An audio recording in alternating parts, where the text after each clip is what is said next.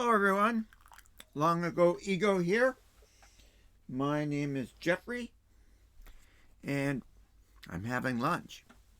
Now actually I'm playing Space Cadets Away Missions again.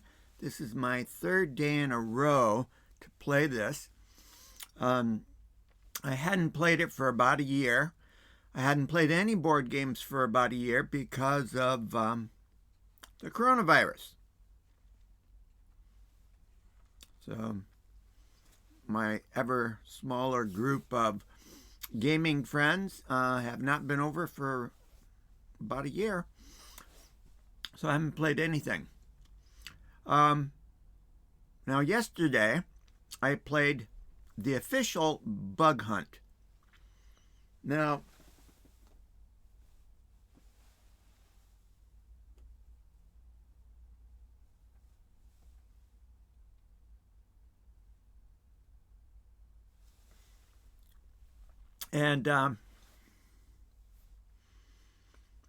today I was successful. That was good. So today, after I get this taken care of, today I'm playing a custom bug hunt plus rescue. So we're playing by special rules, which I wrote down somewhere. Okay, so like yesterday, we have the Hive Queen, and the Hive Queen means that on every scan, when you get an alien spawn token,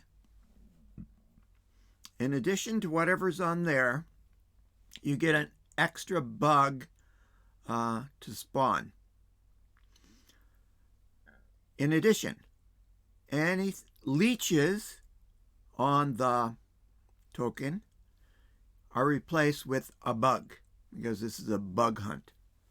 Now, somewhere up in this area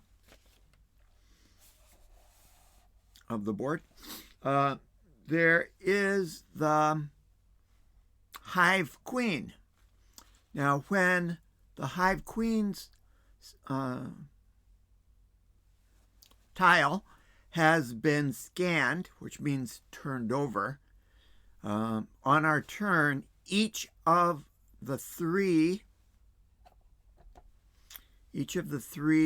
characters, Captain Ben Riggs, Chief Lance DeSoto, and Professor Russell Pelham, on their turn, they have to turn over one tile. They have to scan it so that it becomes known to us. So the Hive Queen is somewhere up in this area. 5 or 6 tiles it's mixed in, so it's random somewhere up in that area. Now, in addition to that, so once we scan that, then all bugs spawn at that point. After we turn it off, we go back to regular location bug spawning. Now, yesterday, I had a problem with vents, in that when I was moving in this direction, there were no vents. So all the spawning was being done in the airlock. Now today, yesterday all of the vents were over here, which happened at the very end of the game, so it didn't really play much of a part in what we were doing. So today I have sort of found the vent tiles, and then mixed them in with non-vent tiles, and then had stacks of these that I would then place in a sort of a spread out way. So we should be getting vents over here, over there, everywhere. And that's important for proper bug spawning. And it makes it more fun. Having everything spawn in one spot was kind of silly yesterday. Anyways, in addition to the bug hunt, we have rescue mission to rescue the thralls. Thralls are citizens who have had wires implanted in their heads so that the alien master brain can control them and use them to attack us. Now, we can't kill them. We have to deactivate them, and sometimes we can actually enroll them to help us. But in this mission, we also need to find the slave cells, which are somewhere sort of in this area, sort of somewhere over in here. And once we reveal it, then that tile will spawn 3 thralls, in addition to the aliens that spawn there, other aliens that spawn there. And if they are able to leave the slave cell on alien spawns, we always bring that number up to 3 because we have 3 heroes fighting for the earthly way. Go Earth.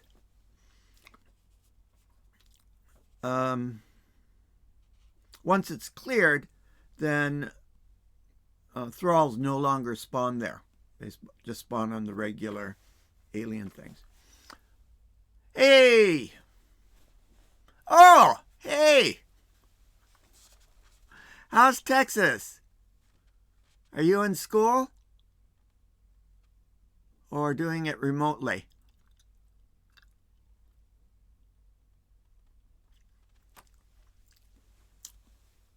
Anyways, glad to have you stopping in. So anyways, this is a custom mission. And the other thing is we have psi agitators. Okay. How's that going? My sister in Arizona and one of her children got COVID a while back. And so, well, I don't want to do that. Do this.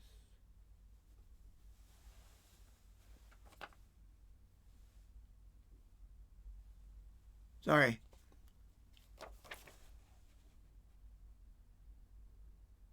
Oh, cool. That sounds good. Sorry, I had to fix my Twitch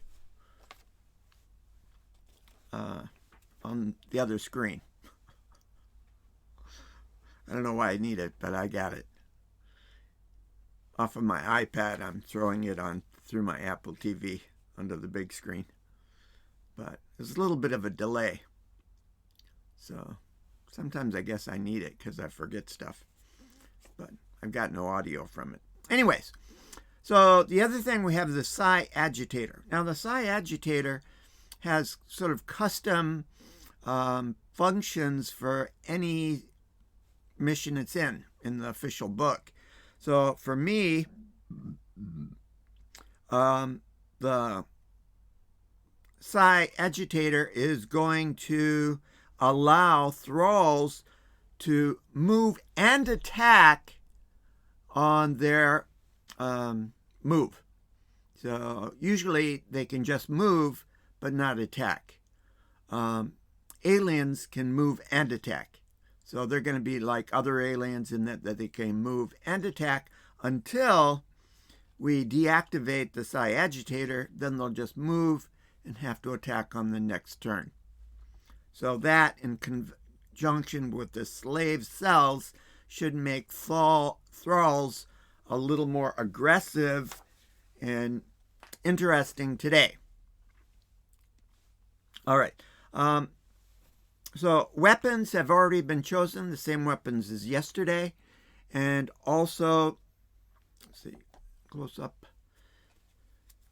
Two of my characters, the captain and the chief, chose to have extra oxygen tanks as they're small, and instead of putting it on the card, which I have a limited space, it's been put, their oxygen's been put into their oxygen box here. Now, the professor has 4 extra oxygen. Oxygen works as extra turns and take an extra action. So in a 3-person scenario, they get 4 each. So because they chose as their gear that, these 2 guys get extra ones. Now the captain, of course, in addition to an atomic rifle, has a teleradio as his large equipment, and that allows him to give other players an extra action remotely. They don't have to be in his own space. But because of that, the best he can do for an in-tile attack weapon is the air knife, which rolls 3 dice. So not quite as good as Lance and the professor. They both have an atomic rifle and a ray gun as their large equipment, and the ray gun gives you 5 dice in your own space, and of course the atomic rifle gives you 5 dice in the next or second tile over. So those are good. And of course Lance is also carrying a holster as one of his smalls, oxygen being the other one, and that gives him 1 extra dice in his own square using the pistol. Or not the pistol, but the ray gun. The ray pistol. And the professor, in addition to his atomic rifle and ray gun as his large, he has a air knife and also tools. Tools act as a way to get better IQ results by re-rolling dice. Anyways, that's it for that. And one more thing about the custom thing here is typically we start with 1 airlock, but I've started with 2 airlocks and a shuttlecraft. So they have come up to the alien ship, and the shuttlecraft have opened this airlock, and this is where we're starting the game. Now, coming back, when we come back, we have to bring our rescued thralls here after we've turned off the Psi Agitator and the Hive Queen. We have to bring the thralls back to the shuttlecraft so we can leave. And there'll be 2 airlocks with which they can escape. Either airlock's okay. This airlock has a lower number than this airlock, but the shuttlecraft has a lower number than either one. So once they leave, well, anyways, that should come in when the bugs start coming out in some way. I'm not exactly sure yet. I just made this custom scenario this morning after class. I had a class at 9 o'clock, finished it, had been working on this scenario during my videos in class, and then finished it up after class. So, we're going to start.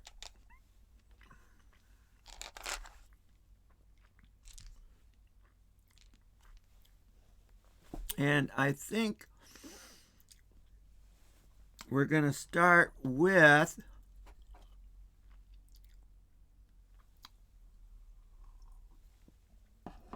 the captain so that he can begin, hopefully, to give the other two people extra actions. And I think he'll go more central rather than on the edge. Now, we're going to get all three of those opened up, but I think we're going to start over here. Now, once we've run out of tiles to scan, then we have to scan the red alert. Okay, so it's always going to stay there until we get to the end of the scenario. There's a discovery item. This one is a replicator, which is good if we were doing schematics. But I took out schematics because they're kind of silly. And here we have, of course, we spawn a bug, and the bug is going to spawn in the spot closest to you. And then the other is a leader and 2 saucermen. So, as I mentioned yesterday and the day before, this was a Kickstarter, and we got a lot of cool stuff because lots of people, enough people, not a huge number of people, but a lot of people signed on, so we got those bonuses. And then we had the option of buying the pre-painted figures, which I'm really happy for because the leader in his red cape looks pretty good. Otherwise, all of the aliens that are green, the saucermen and the leaders, would be all green, just green. Plastic green. And I guess the thralls would, I don't know what they would be. Gray? I think just gray. And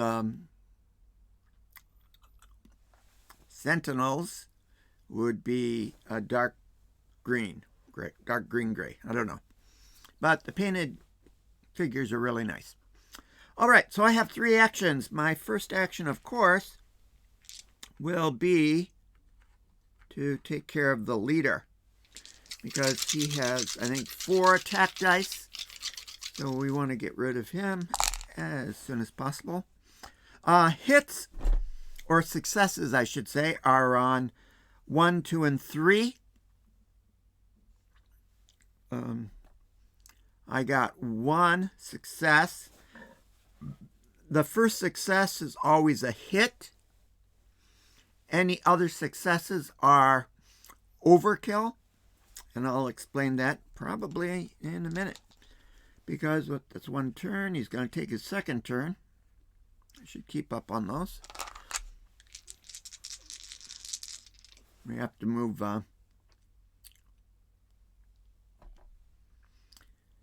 these things over so that old guys can remember how many turns we've got. So second turn, also shooting at the saucerman. Okay, I got 1 again. That's it. No overkill.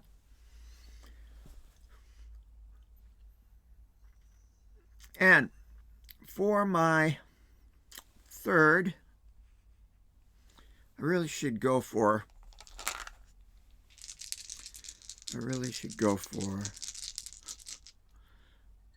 an overkill here.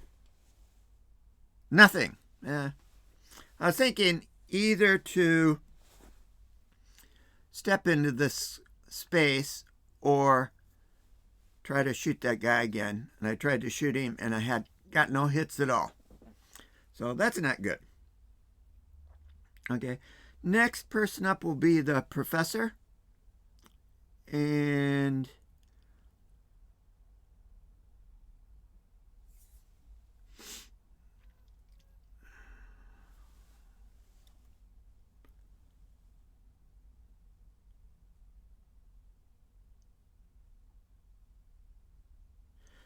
I think the professor is going to turn over this one. Now, the thing here is it has a hatch that is closed. So this hatch is open and it has an open space. Now, it doesn't matter what this shows, it'll be closed. But the professor, as his overkill, can open up a closed hatch. Now over here, of course, this is open space. So if this was open, it's open. But if there's a hatch image here, then it will be closed. But I'm not really worried too much about that at this point. Okay, so he's going to open this. And it's a vented tile. We put the alert back on it. Let's find out what it is. Gravity wave generator. I believe I had that yesterday, and it draws something in line of sight towards you. So that can actually be kind of handy. And then, of course, we get a bug that spawns here, closest tile to him. And we get two saucermen in this space.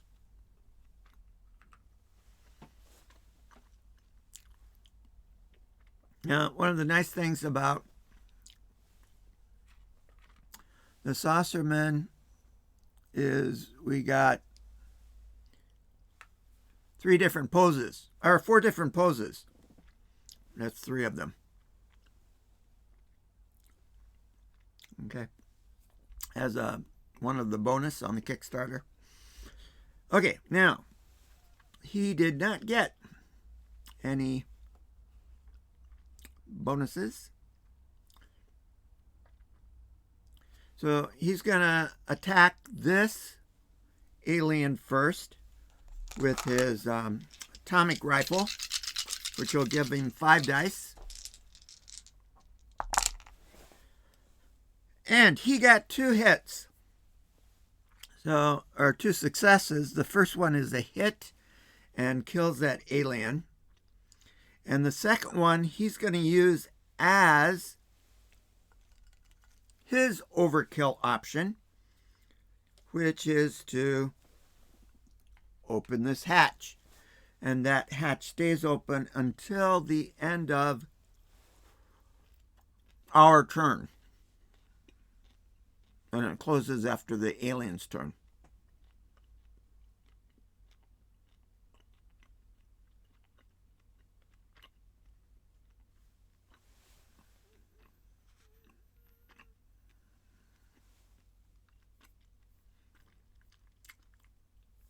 Now, the thing about the professor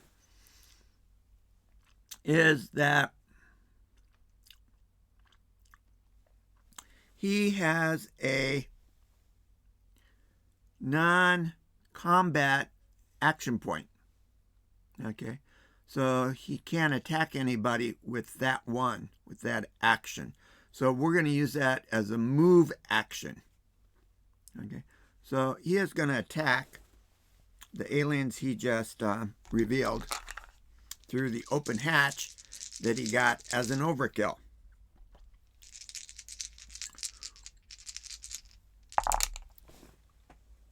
And nothing. So he's going to naturally move into that space and pick up the gravity wave generator. So we're going to put that symbol on him. And then we need to go through our deck here.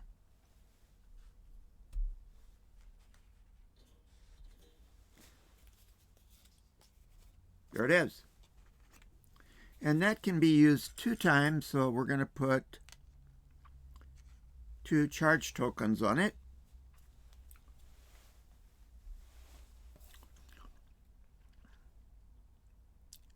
And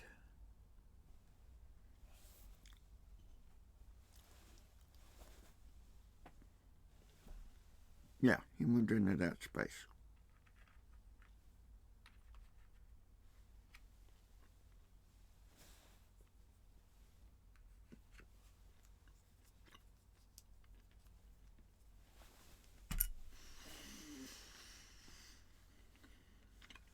So now Lance steps up, and of course he has to scan.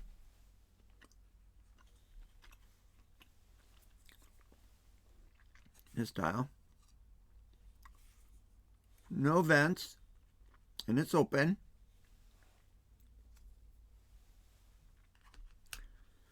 The red alert token goes back. And this one is a schematic, something we would have to build. And it's an invisibility device. So building stuff takes kind of actions and attention to detail. If we start getting stuff, there's 3 kinds of things we need: alien blood, wires, and mysterium. Those 3 items are used to build these schematics. So if we start getting those, then we'll look at maybe going for a schematic discovery item. Okay. Now here we get a leader. Dang. 2 saucermen. Okay. A couple of different guys in here. Different figures. And a thrall. This is a bug hunt, so where are my bugs? We get 1 more bug over here. So we have to do something about those bugs. I'm going to get some more tea.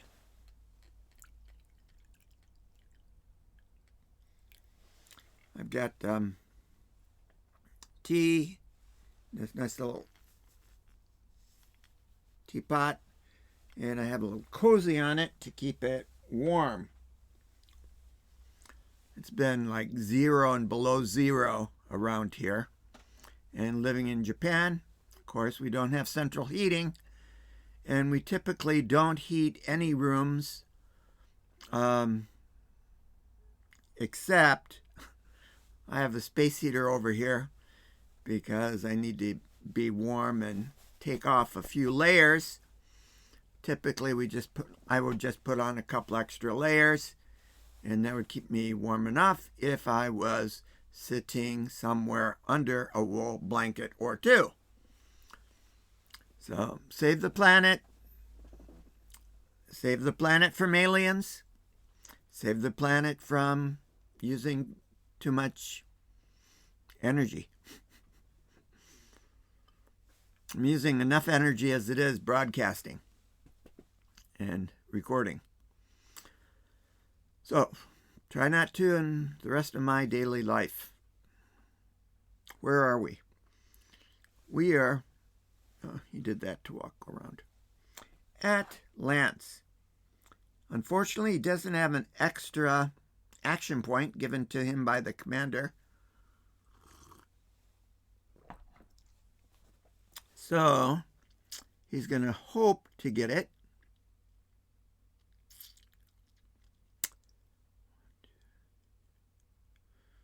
He's got 1 leader, 4 other guys, a thrall. He's not going to be able to do anything about the thrall. We can't kill the thrall. We have to be in the same space and then dig that wire out of his head and hope that he is able to walk away. So we're going to go for the leader first. Hopefully he gets, been really shy of any overkill. We've only had one out of what? Five rolls. We've only had one overkill. So hopefully Lance is going to get these warmed up.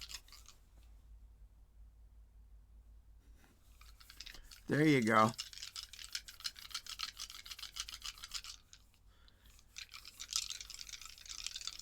Do you warm up all your rooms? Or do you have some cold ones? Do you have a vent you can open and close? Or room thermostats?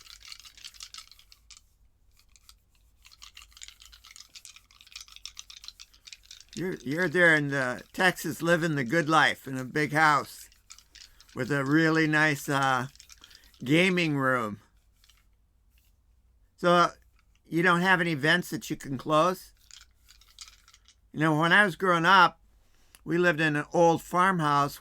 That was a oil furnace.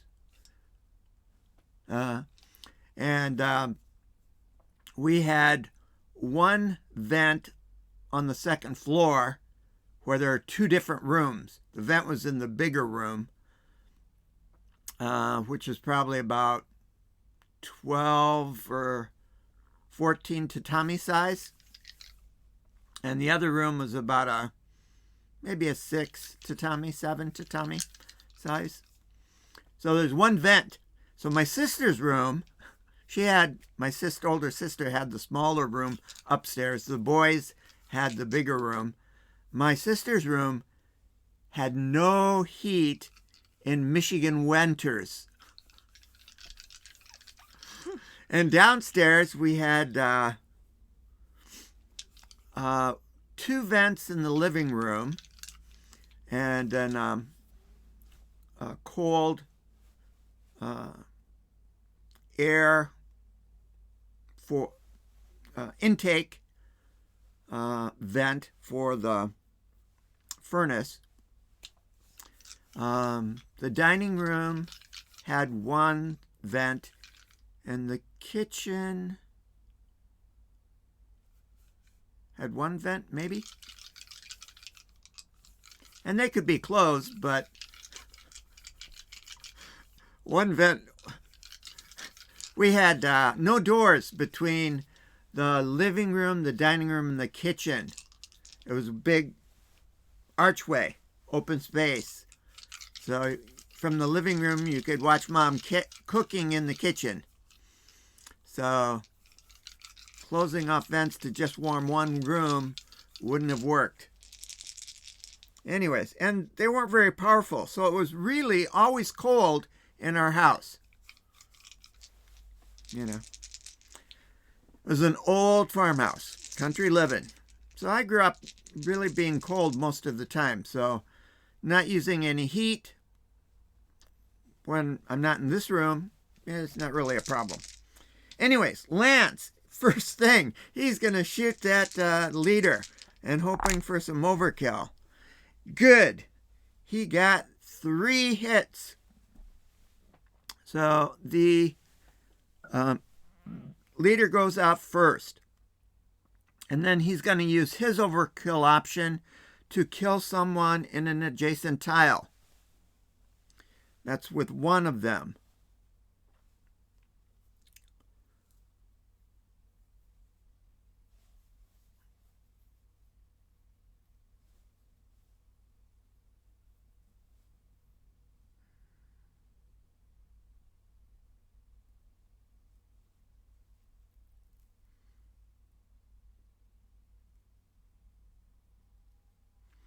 Now I'm thinking, should I use his other one to move a bug to another tile? Of course, bugs have to join together first, so it means they've got to move before they can attack. And every bug on the board has to be in that swarm. So by moving a bug away, which I think I'll do that. I think I'll move him to the other airlock.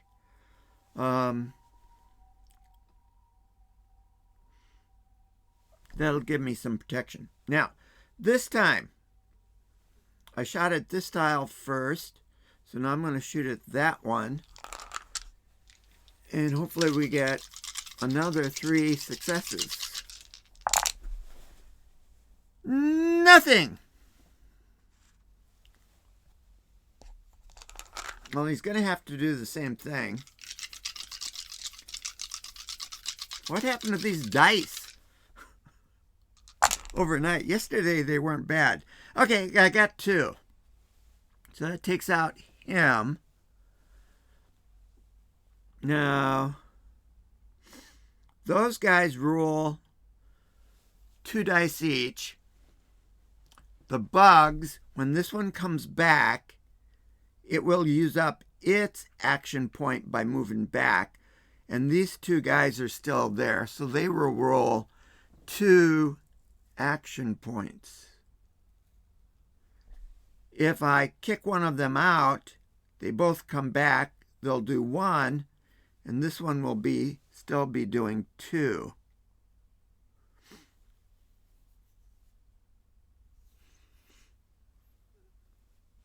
So I think I need to take one of these guys out. Kill him. Okay? I think that's it for us.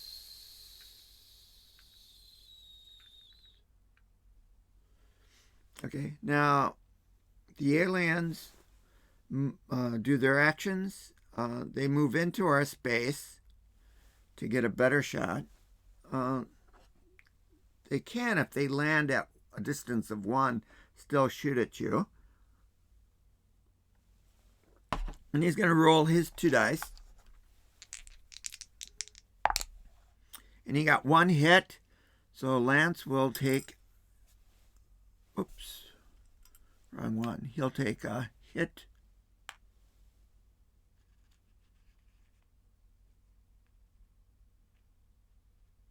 He should have 2 more.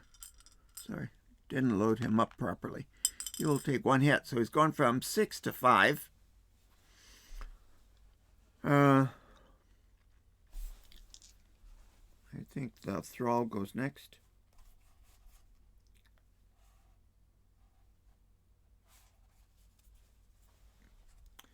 The thrall comes in. Yeah. Now, when something moves, when an alien moves, they move to, and they have 2 options or 3 options, they move to the lowest numbered space. Now, from playing the zombie side, I have a tendency just to have everything move to where the most heroes are. But in this game, they should go to the lowest space. Now, this one is a 1. That's a 18 or a 19, so everything's going to move in this direction, not towards the professor. I would prefer to have the professor deal with the thrall, but not. Anyways, he rolls 1 dice. And he gets a 5, which is a miss. Now, the bug is going to come back, use up his action, and the 3 bugs now create a swarm, but they only have 2 actions because one was lost when the first bug moved. So they roll 2 dice, 2 8s, which is a miss. Okay, and then the hatch will be taken off, and we start afresh.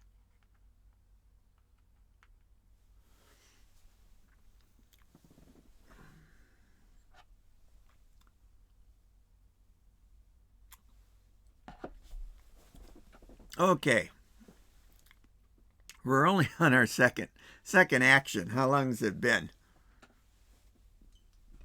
Can actually see here, but I'm going to move something out of the way. Move that up. Been recording for 40 minutes. We only got one turn done. Okay, that's why I have lunch here. All right, what are we going to do? Well, doesn't matter. Everything is the same distance away. I just have a feeling we should open this one, whoever's turn it is. And I think it's going to be the captain's going to move first.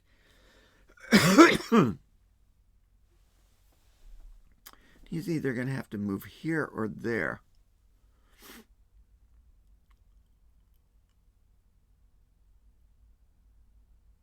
Yeah, he'll move here. Okay, but he's only going to open this up. Oh, boy! Those are the slave cells.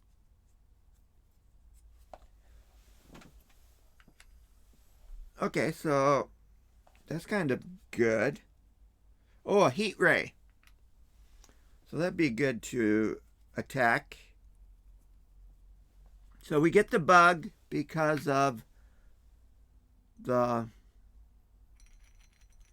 bug hunt aspect. We get another bug because it's spawning. And then we get 2 saucermen in there.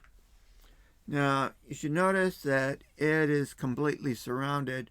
All of the special tiles are completely surrounded by hatches. So you always have to open the hatch. And a hatch, of course, kills line of sight. And it takes an action to open a hatch. But anyways,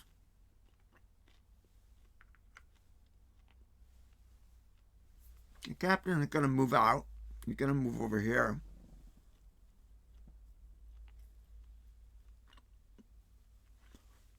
I get to pick up the replicator.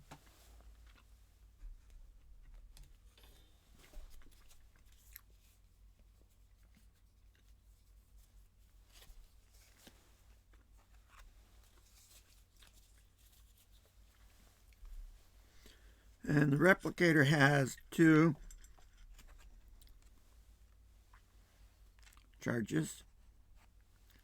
Means it can be used 2 times.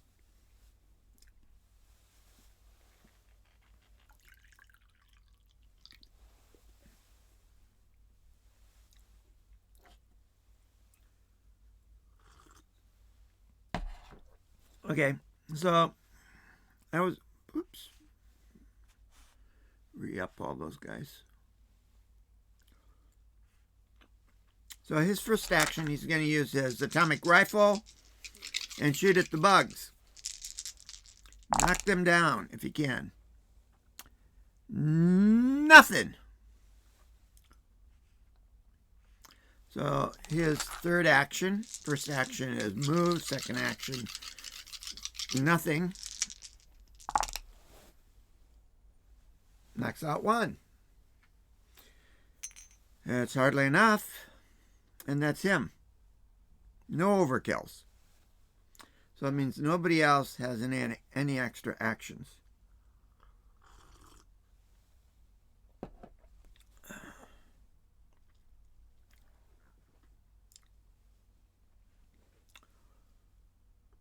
Now,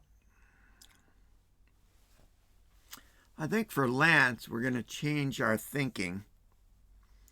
And we're going to, well, not really, because it's doing things on the edge. And we're going to go over here because it's equal distance from anything else. Everything is 2 spaces away.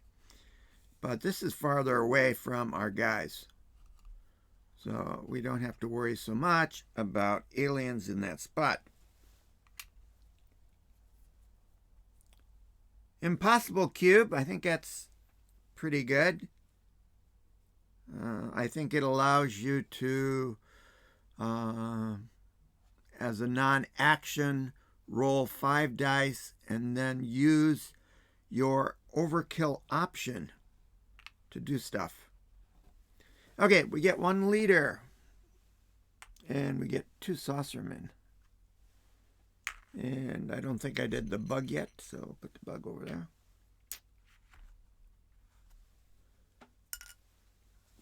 Okay.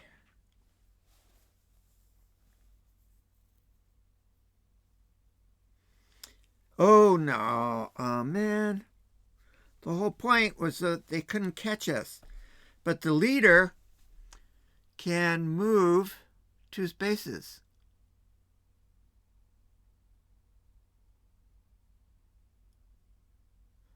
And the leader pulls everybody on his tile along with him. Right? So this guy and the 2 saucermen can just go 1-2 or 1-2. These green aliens, these 2 types, leaders and saucermen, can move through, you know, they got that mojo thing. They can move through closed hatches. Now, if we lock them, they can't do it. But they're like a rat. A rat can squeeze through a very small space. Surprisingly small space. For the size of the rat, you can learn that a long time ago. I assume it's correct, but who knows. Anyways, our guys are not protected because they came up with a leader. Well, he didn't really want that. Okay, anyways, back here.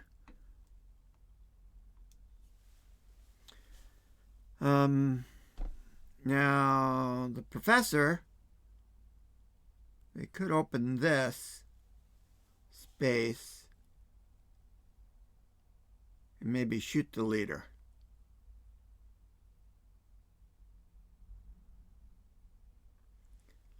We're kind of in trouble here to start.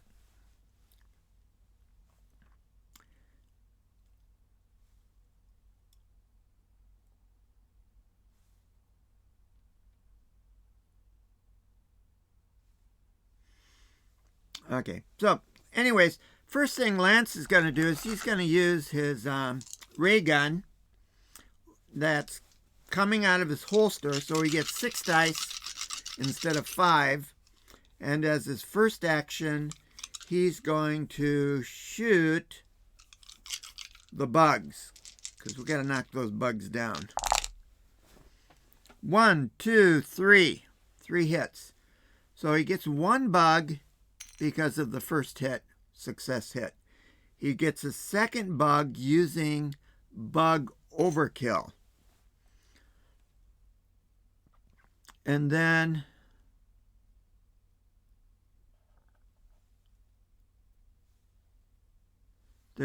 he can't use his own overkill.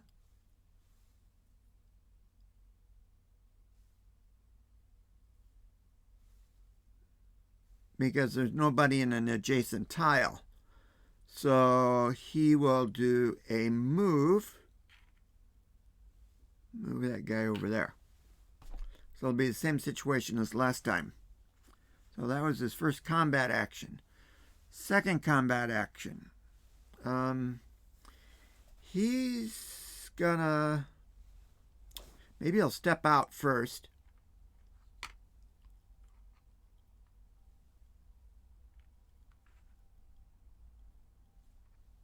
Wait a minute. Let me check. Atomic rifle. If he moves out and shoots with the atomic rifle, he will move 1 alien. Oh. If he uses the ray gun, he gets a free move action.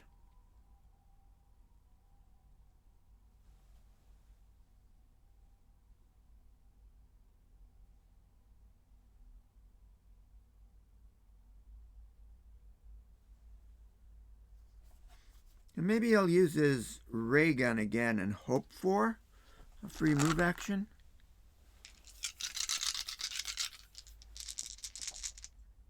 And if he doesn't get it, he'll move on his third action. Nothing. Oh, and there's 6 here. Illegal dice, but still no joy. So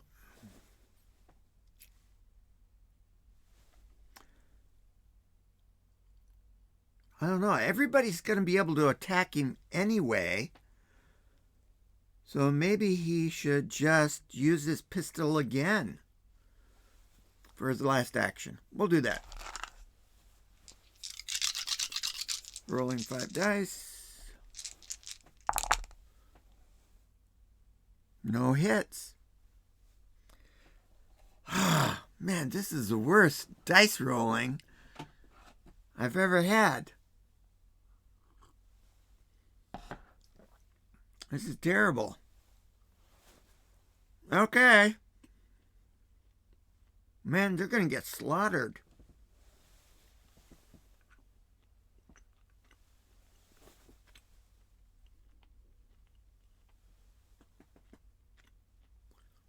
Leaders go first.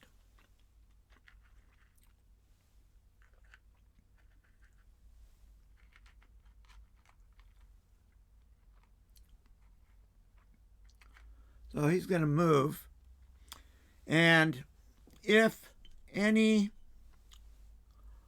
saucermen are with him that would normally move 1 space, they get carried along by the leader. So they get to go 2 spaces too. And then attack. So the leader rolls 4 dice.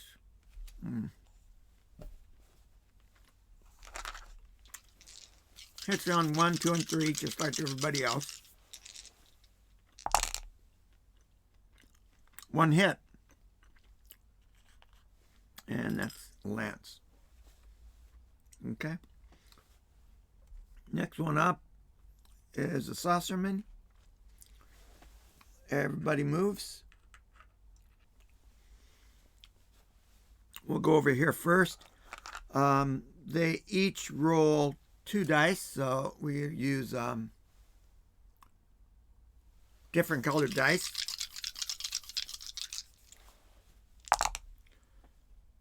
No hits. Okay. Then over here, we've got 3 saucermen, so we'll roll 2 each of 3 different colors. No hits. No hits. 1 hit. Dang, he's losing his health. And we do bugs last. That bug moves in, loses his action point. The other 2 bugs roll 2 dice each. I roll 1 dice each, so it's 2 dice in total. And nothing happens. So, what do we take? 2 hits out of that? Not too bad. We got a lot of guys hanging out around us. Oh boy.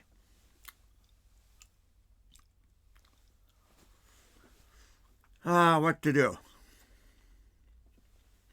Keep pushing forward, I guess.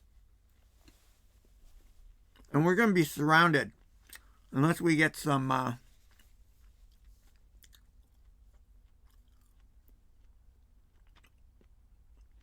good luck here. Starting with Captain Riggs.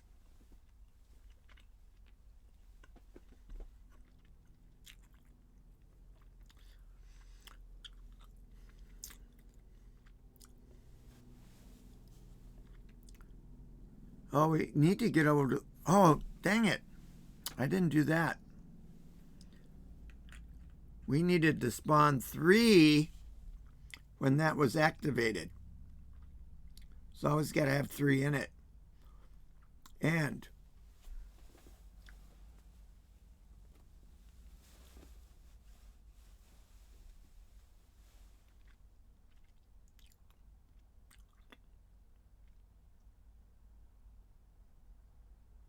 Okay. So we have to overcome them before we can turn that off.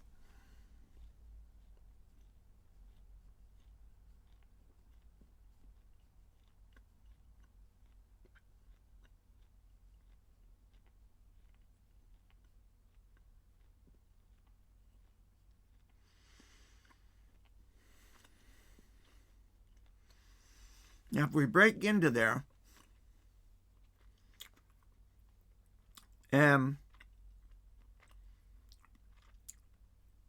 we subdue just some of them. When it's the alien's turn again, they go up to 3. They respawn up to 3. So we're going to have to kill all of them, or not kill them, but rescue all of them in the same turn, which, considering the number of aliens around us, we're not going to do right away. So the captain has to do one of these 3.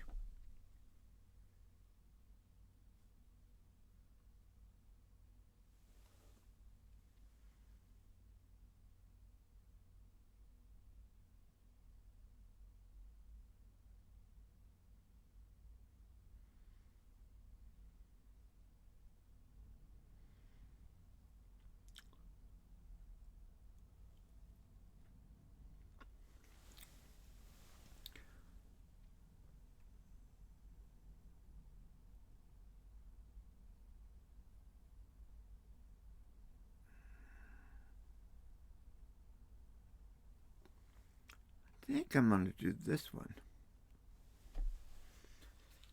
Can't tell you why.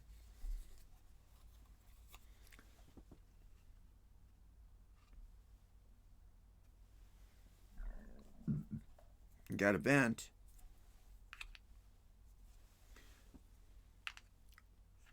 And a force field belt. Oh boy, here we go.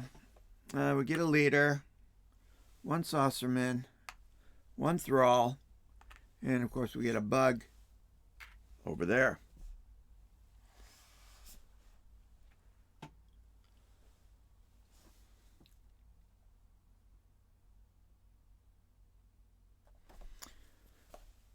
Just what we needed.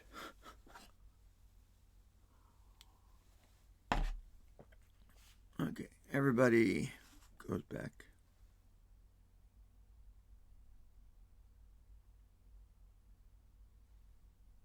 What? Did I get confused and screw this up? No. He just went first. Okay. Sorry. Old guy thinking. All right, so we're in the second turn.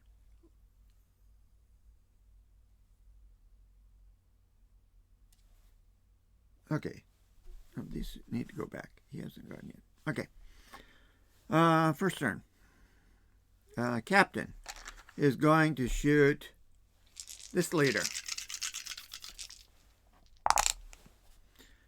Hot dog! Finally, maybe things are turning.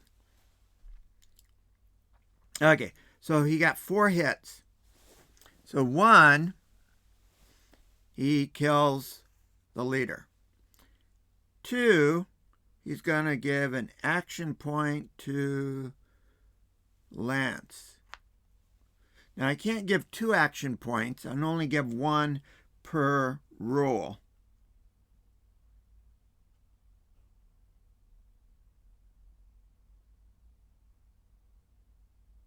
Or maybe that's not true.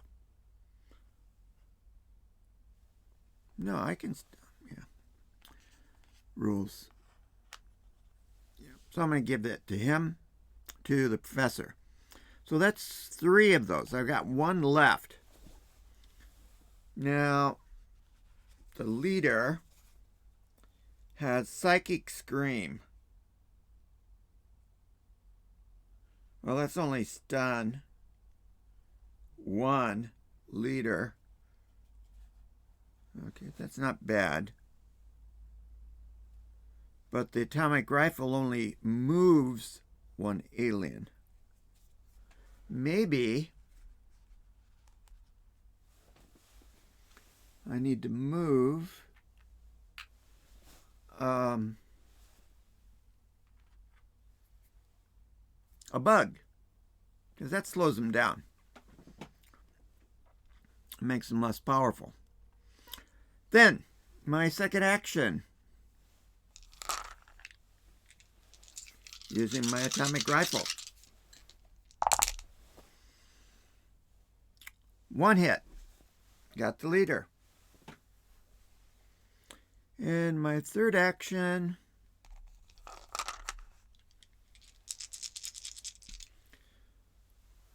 these guys again.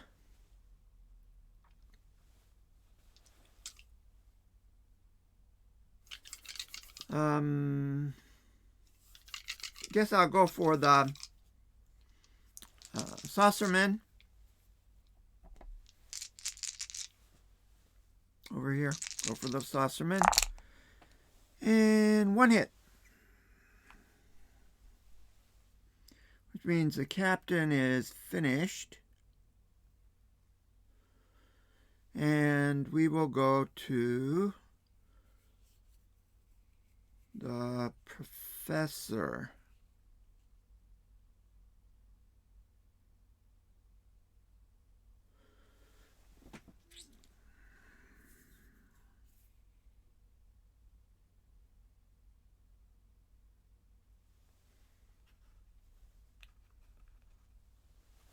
Professor's going to open this one.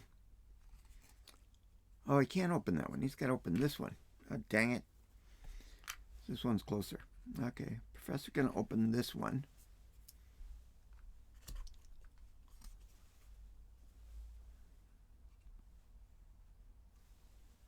I should mention this again today.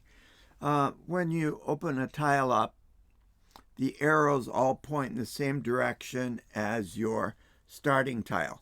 So everything's pointing in that way. So that tells you where the locks go or hatches go and where the open spaces are.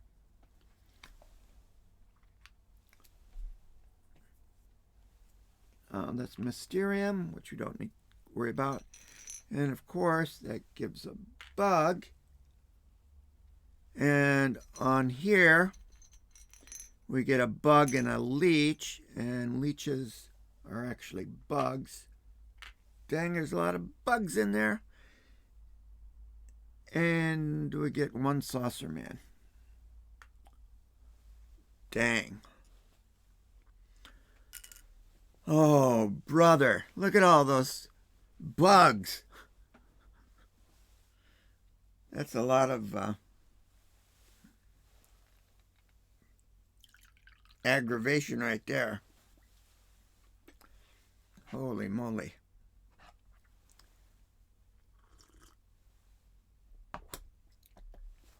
The question is now, what am I going to do? Oh, Professor's got a non-combat action. I'm not sure exactly what that's going to be yet. But with its extra point that the captain gave to him, oh, that's what he can do. Okay. Yeah, using his ray gun, he's got a ray gun, he's going to hope to get at least one overkill. Hit and an overkill, at least one.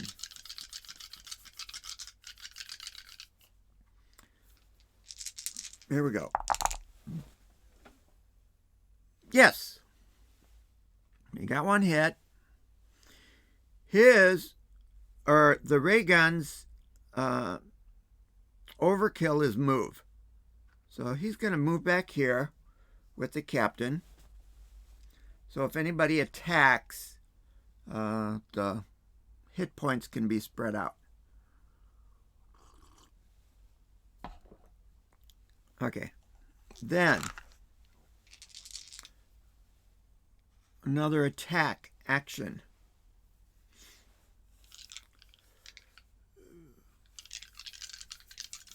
That's what he's going to do. He's going to shoot at the bugs with the atomic rifle.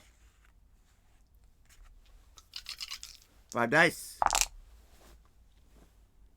2 hits. So, first hit is a bug. Then using the bug's overkill function, we kill another bug. We can kill it anywhere we want.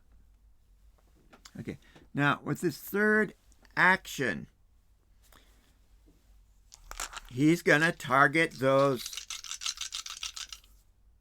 bugs again.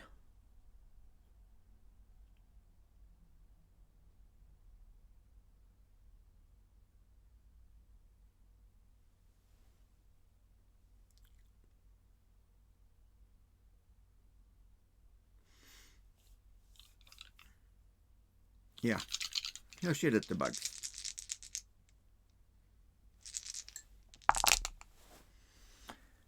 One hit. 1 bug. Well, down 3 bugs. That's not bad. Now, as his non-combat action point, he is going to heal.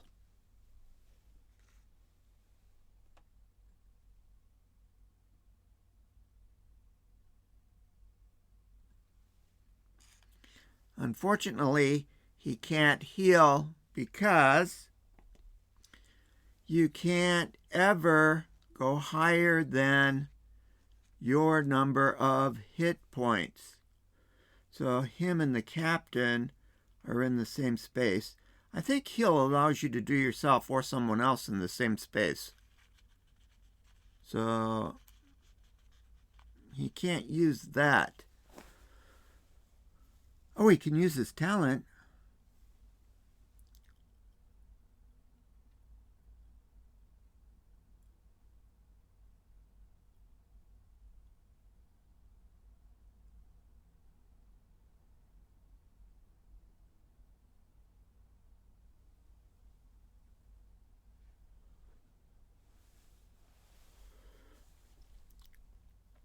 I don't know.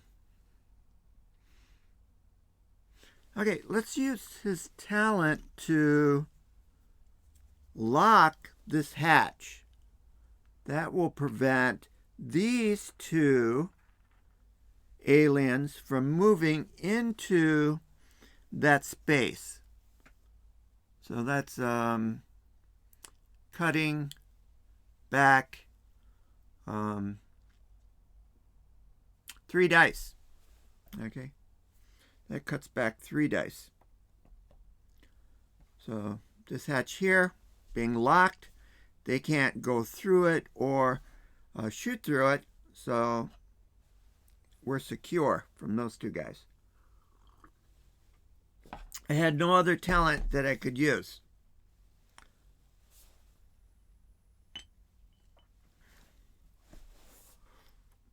Okay, so over to Lance. Let's go. Let's go.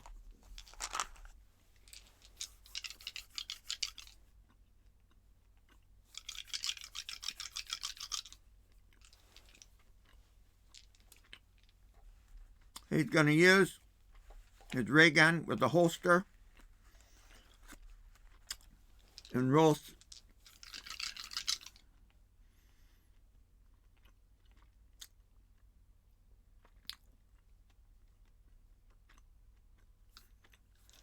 Before we do that, though, let's scan a tile.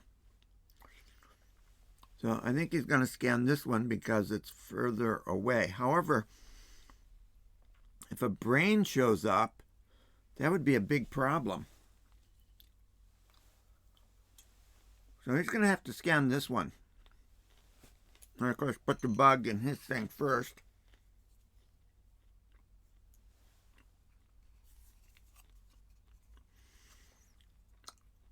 It's a psi agitator.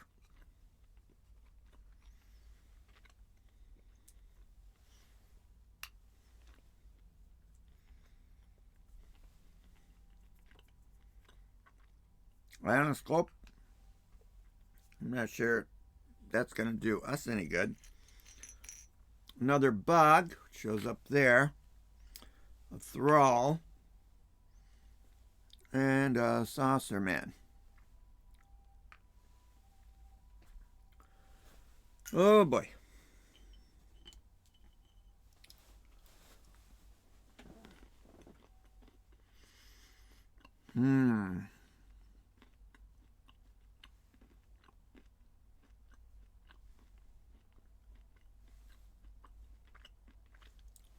Well, like I said, he's going to roll against the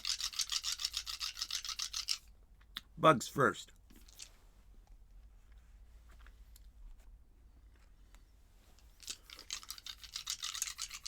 Using the ray gun.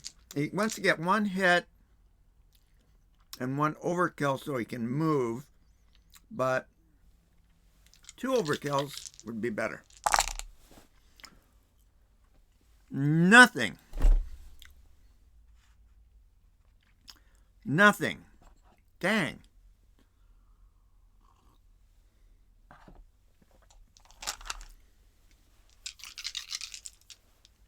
Second action. Oh, this time he can only use 5 dice. Let's hope for better results than the first time. 1 hit. 1 hit is 1 bug.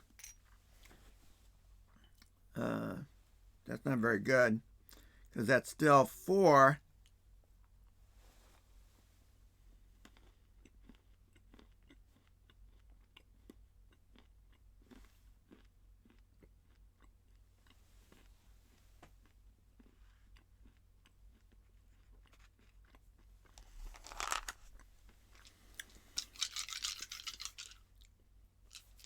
Still, ray gun.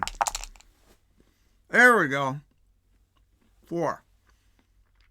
Kills a bug.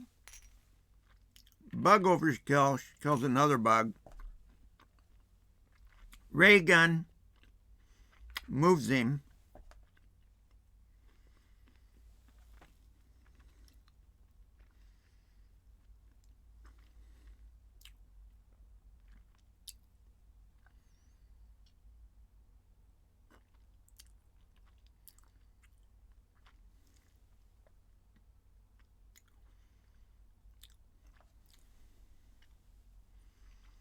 I'll take this one out. Okay. Now, last action, I think.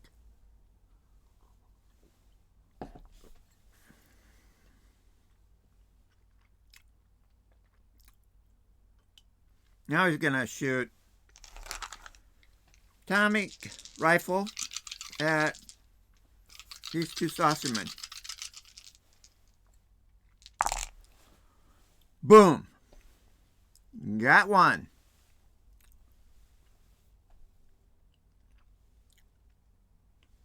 The second one, we're going to use his skill to kill someone adjacent to a previous strafe tile. Let's do. And the third one, we're going to push a bug over there. Let me check.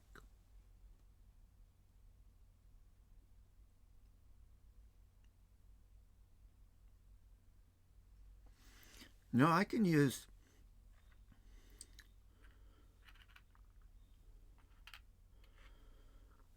on this guy because it's adjacent to a previously strafed tile. Because I just strafed that one. Okay.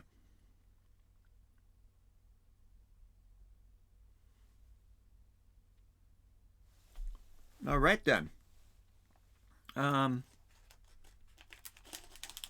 Now it's time for our guys to move here, the aliens.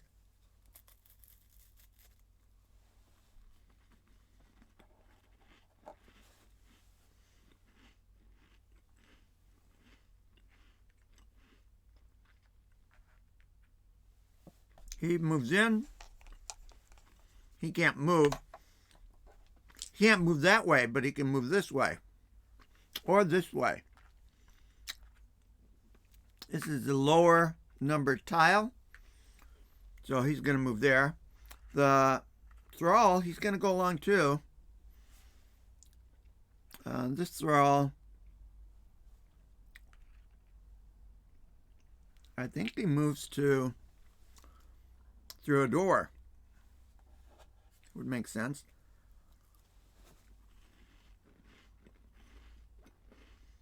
Looking for a way in.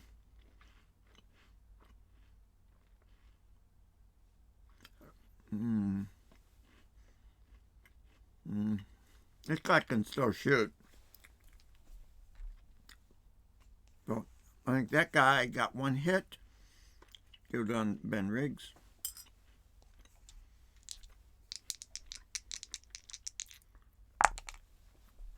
One hit. Good on Ben Riggs.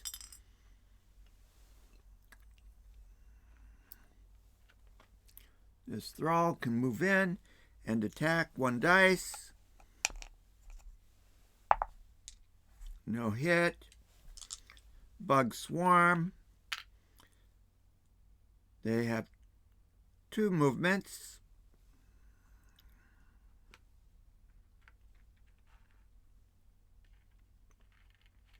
One is to move,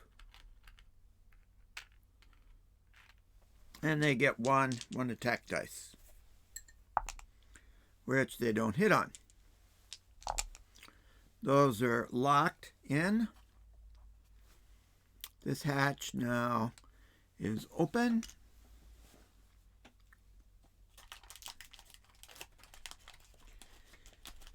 Need to reset.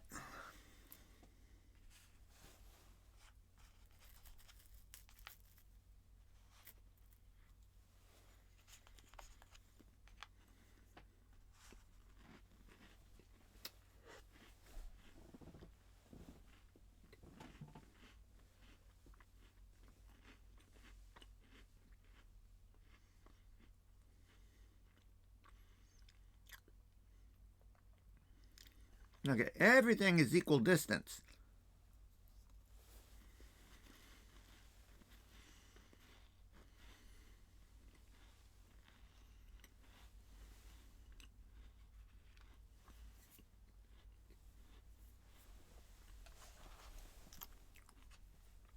And I think we're going to, the captain, open this one up.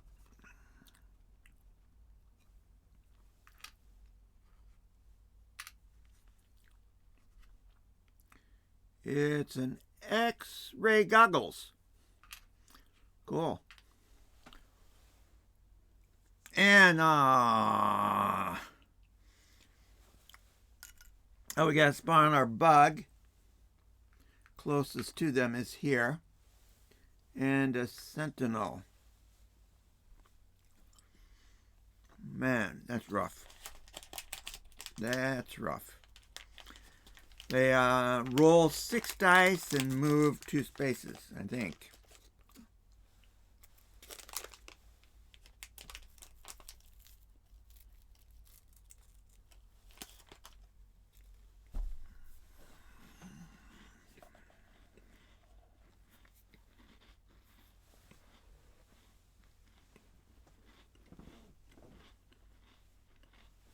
Luckily, he's in line of sight.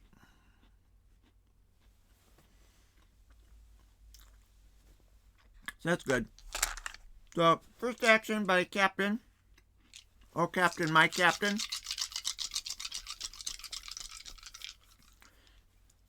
Gonna be at the Sentinel. Of course.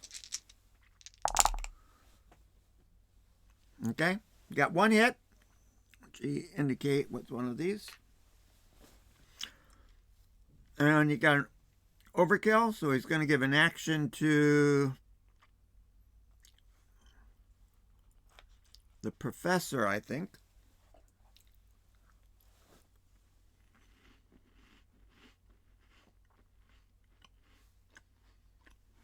Second action.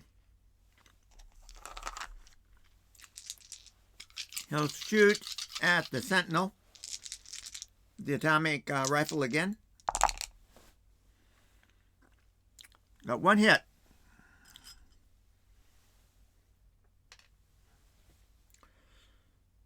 Third. Come on. Give me some good dice. Give me dice. Give me dice.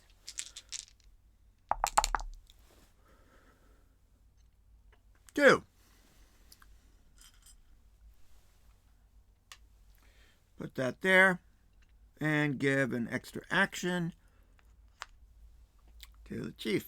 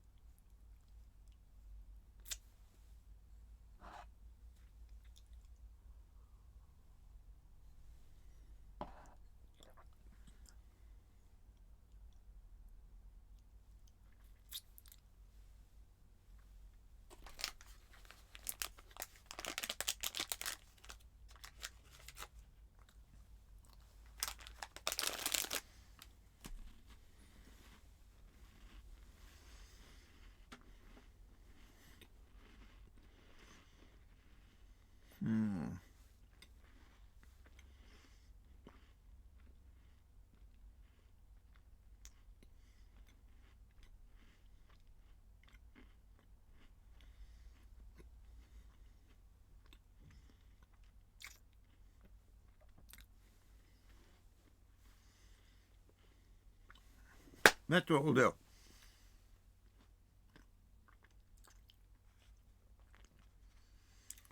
Using a non-combat action. The professor. Oh, professor's got to open something up, of course.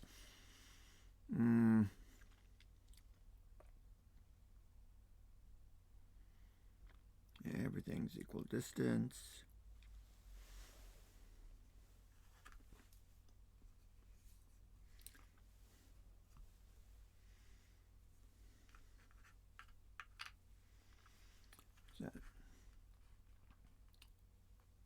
Strangely glowing orb. And of course we get bug to spawn. We get a thrall. We get a saucerman. And we get a leader. But it's out of line of sight, so that's not going to do us any good.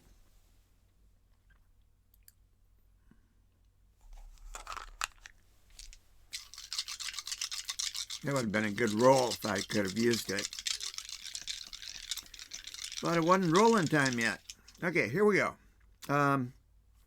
She's going to do an IQ check to try to dewire the thrall.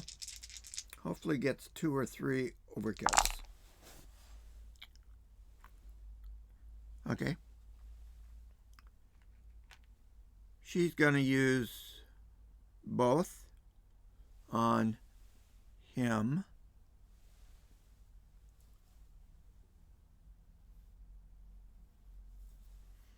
To rescue.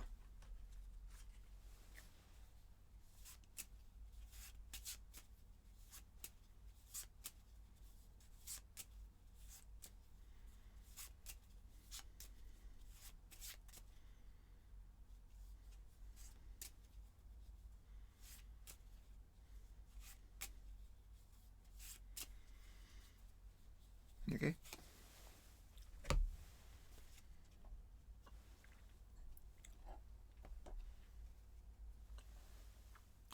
Rescuing Sarge. Don't pull the trigger. Squeeze it. Plus 1 die to only 1 attack action per turn. Well, that's not bad. That's pretty good.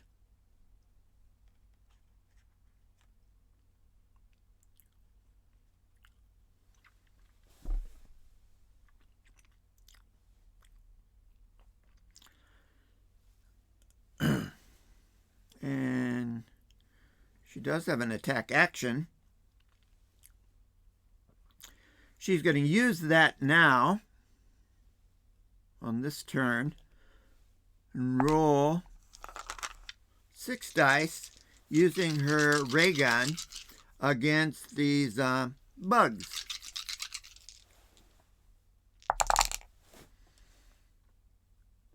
Dang it. She only got one hit.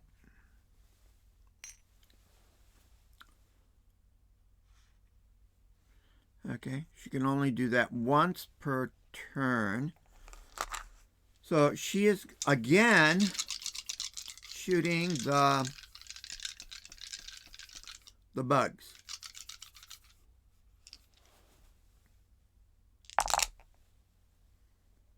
Bingo. She's going to kill one bug for the first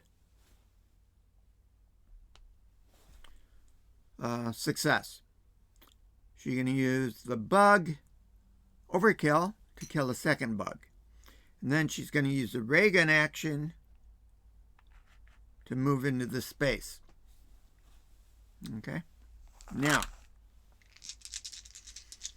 we're going to use an IQ action to subdue and free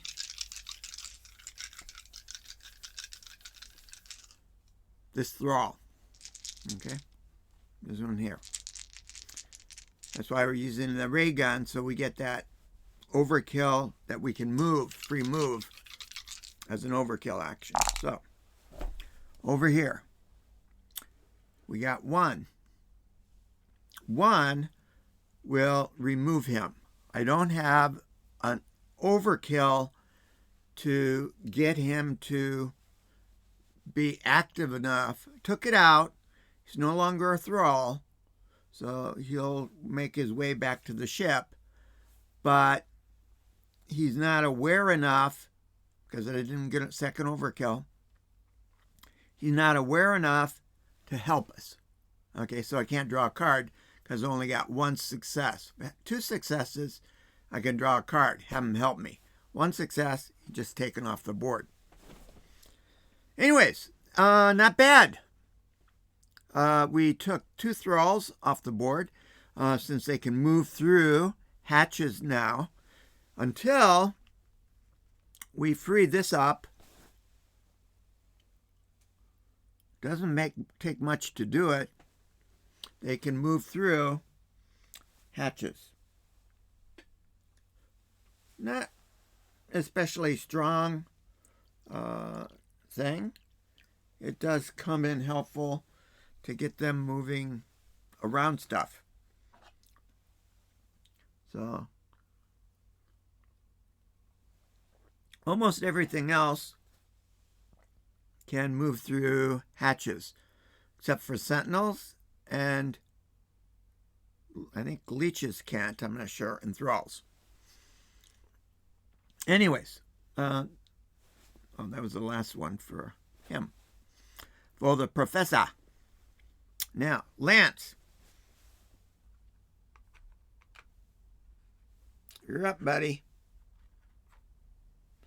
Well, first thing he's going to do, he's got line of sight to the sentinel. So, he's going to roll 5 dice against the sentinel. Good. Got 1 hit, which brings him to 4 hit points. Takes him off the board. Then he's got an overkill.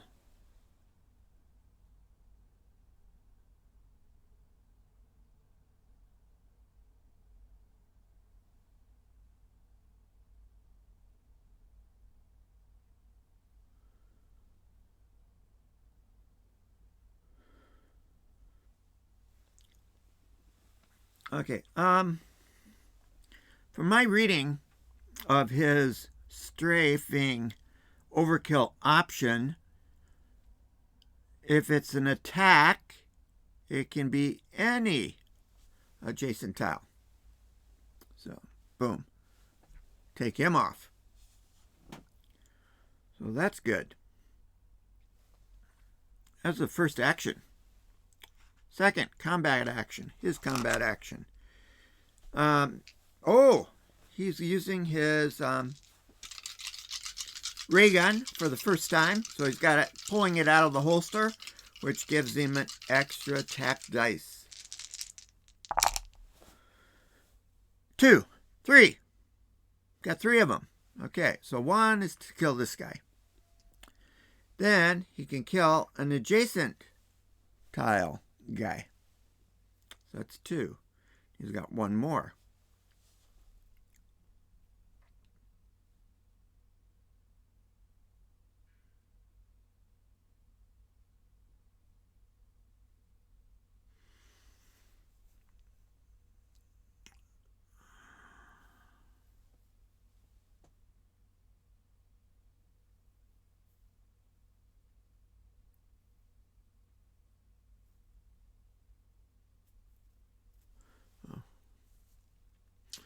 Now I got nothing. Well, I guess I could kill a bug, right?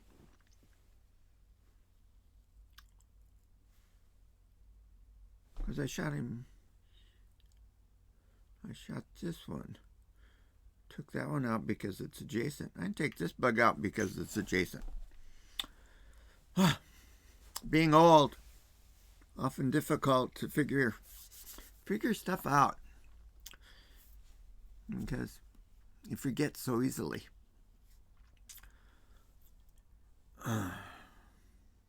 Okay, he's still got 2 actions.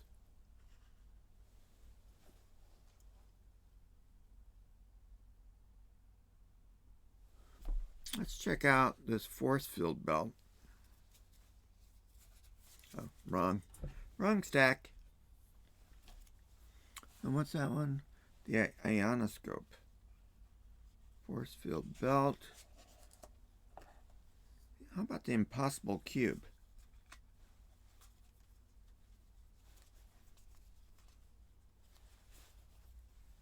Wow.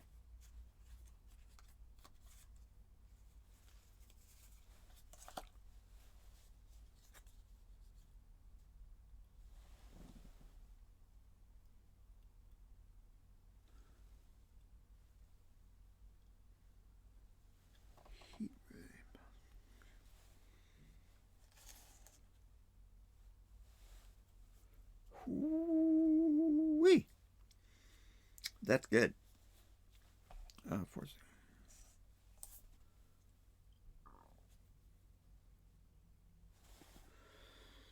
Okay. He is going to use his last 2 actions. I think he's. Yeah, this action and the next action to move here and move here. And he's going to pick up both of these items.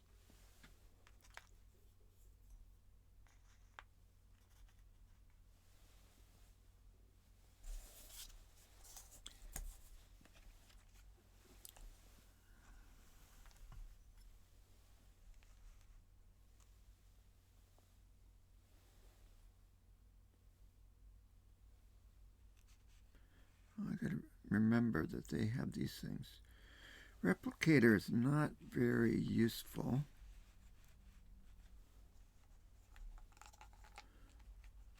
Maybe I should put it over here. Force field belt and impossible cube. 3 uses. 3 uses. Ouch.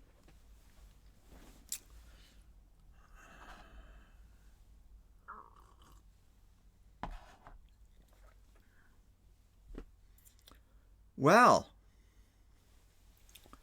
when you have 2 choices, you go to the one with the lowest number. So he's going to go there. Oh, this guy is also going to go here. Right? Yeah, that's going away from. I guess, yeah. Makes sense. He goes there first. And this guy can't. Oh, yeah, he can go through. Locked doors for now. No, move and attack. So he can go there. He can't do that. He would move here. Yeah, sorry. My rules for this scenario versus what rules I read for another scenario. Okay, so using this device. In different scenarios, it has different functions. In some scenarios, it can move and attack, which is what I'm using. In other scenarios, it can move through closed doors like regular saucerman. But I'm not using that rule this time. And then in other scenarios, it can do something else. I don't remember what it is. But anyways, a tile that's not been revealed yet is assumed to have an open passageway. So things that, for like him, he can only go through open spaces, it's assumed that it's open. If we reveal it and see that it's closed, it doesn't matter, he's already used it. Okay. So that means we've got him attacking with 2 dice. And no hits. And him attacking with 1 dice. And no hits.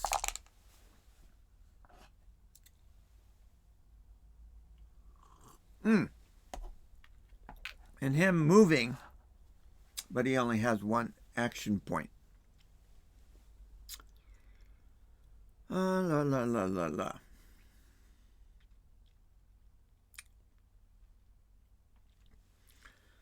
Oh boy, we got 2 guys over here. We want to move in there. He's going to be good. He's take out this guy, then move in there. He can turn that off.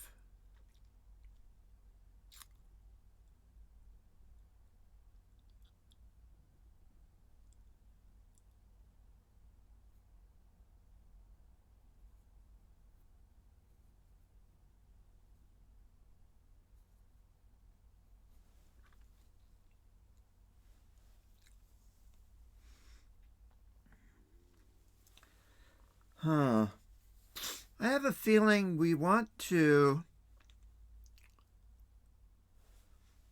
do these, right?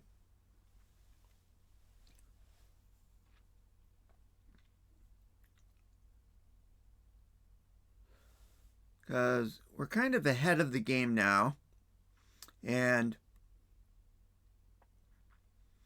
we kind of want to clear them out. The hive queen is somewhere, probably these 3 tiles. Maybe that one, I'm not sure. I don't remember. One good thing about being old and forgetful is you forget, that old TV show Concentration. And I'm not sure what the board game version of it is, but where you turn over 2 tiles, and if they match, you get them. But if they don't, you close them down. We play it with cards with the kids sometimes, but I don't know the Japanese name or the English name for it. Okay. Anyways, we better reset these. I have a feeling I still want to go with the captain. So we get that overkill option. So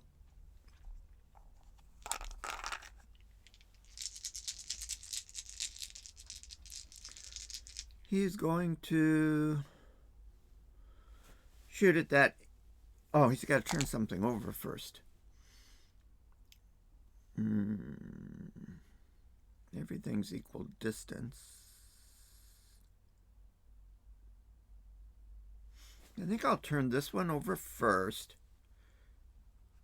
Then we know what it is for Lance to deal with it.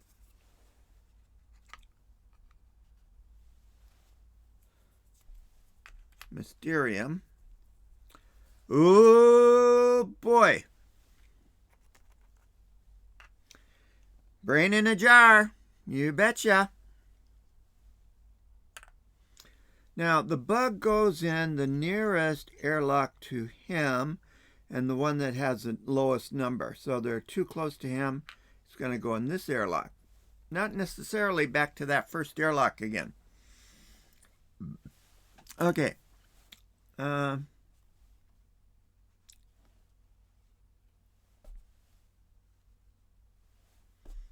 That's not too bad. Actually, the captain has line of sight to them.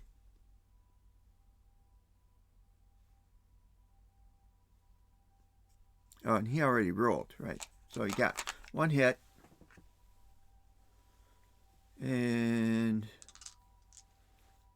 oh, he's going to give an extra action point to, better give it to,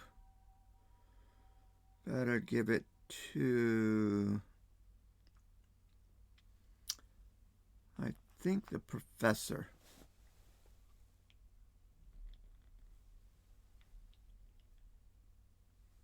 We have to remember Sarge is part of his team. We should use that over here. Okay. That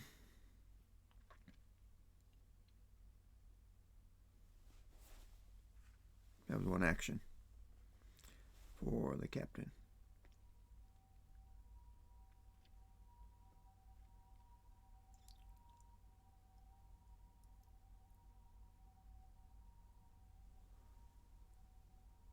He doesn't have a ray gun. He's going to shoot down here. Oh, yeah, he's going to shoot down here at the brain. Of course. Got the brain in a jar. And he got one hit on it. 2 hits and it's gone. Here's this brain. It is actually a brain in a jar.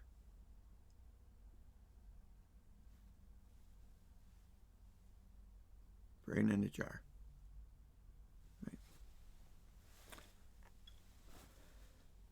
Right. Oh, that was his second action, right?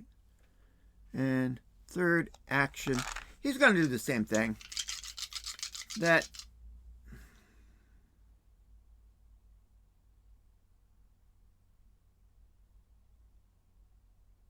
yeah, he didn't do the same thing. Better to get it out of the way. He can move some other time. And he got one hit. So that takes the brain in the jar out of action.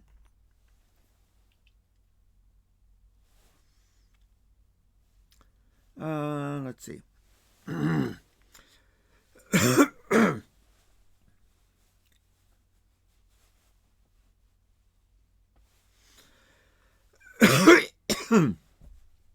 going to go with Professor, and this is his close one.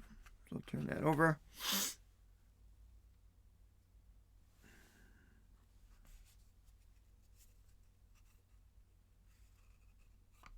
Event.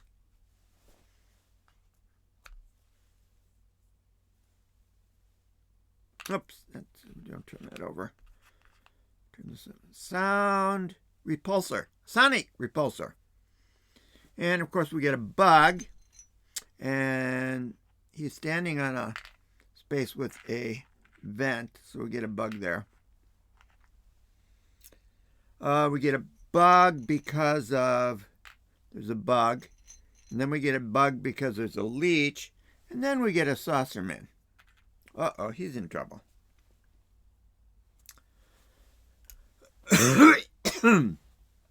Then, he does have help from the Sarge. So he gets 1 extra dice. So he's going to shoot with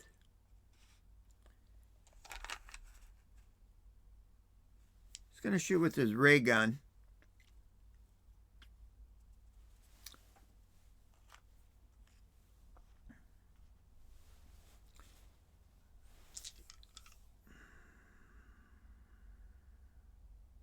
No.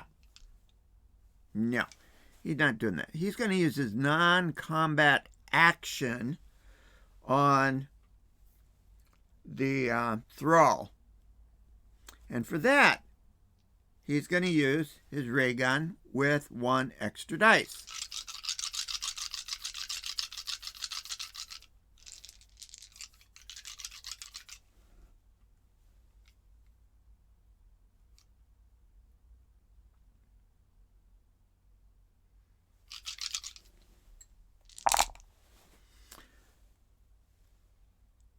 Well, he got 1 hit.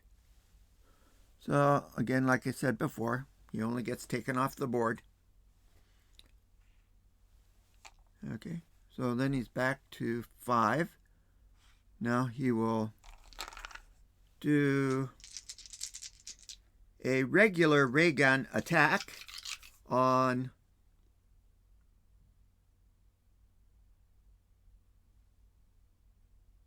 the bugs.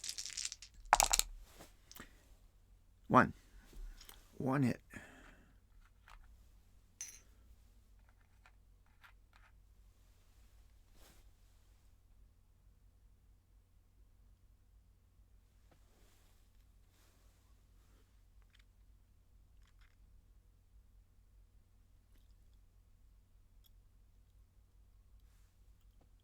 He's got 2 more actions. So he's going to do another ray gun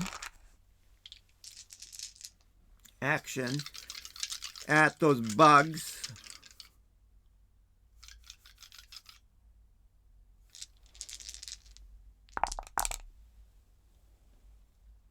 Nothing.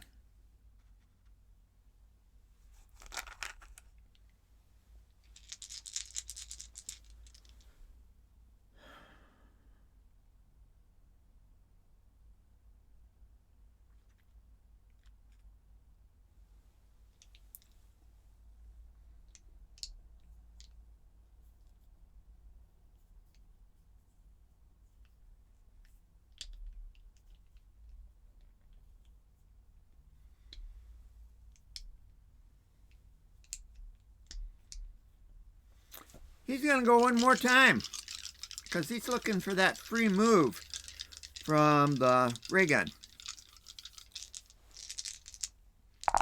Boom. 2 hits. So he's going to knock out 1. And then he's going to use the other one to move. He's going to pick up the ionoscope.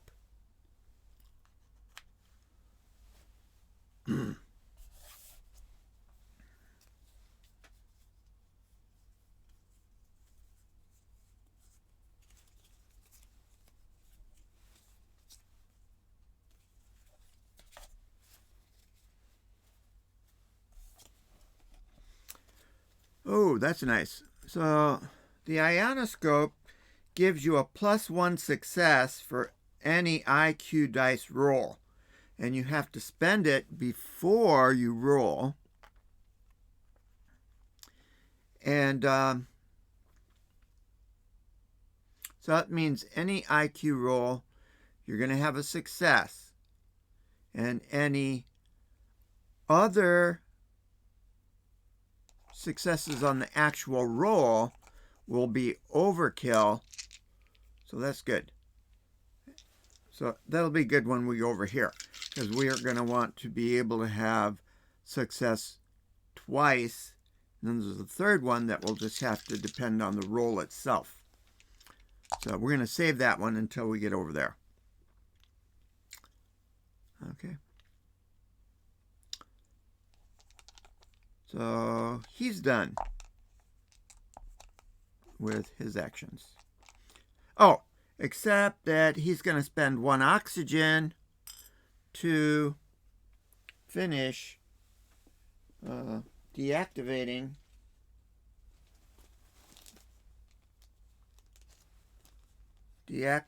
the spy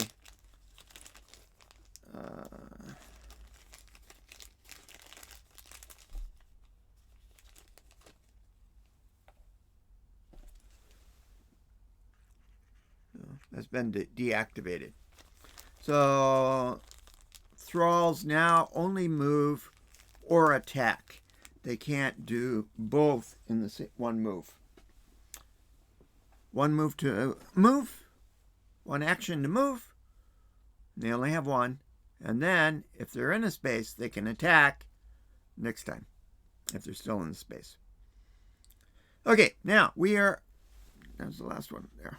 Okay, over to Lance, who didn't get an extra bonus action from the captain. And this is the closest space to him. And it doesn't have an alert tag on it, but it does have extra oxygen.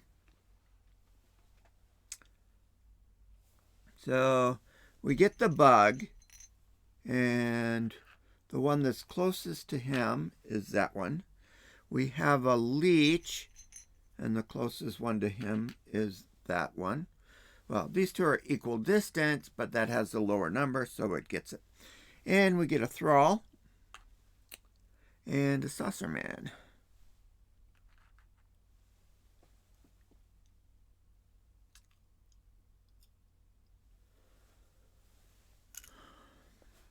Okay, I'm going to take a quick break. We are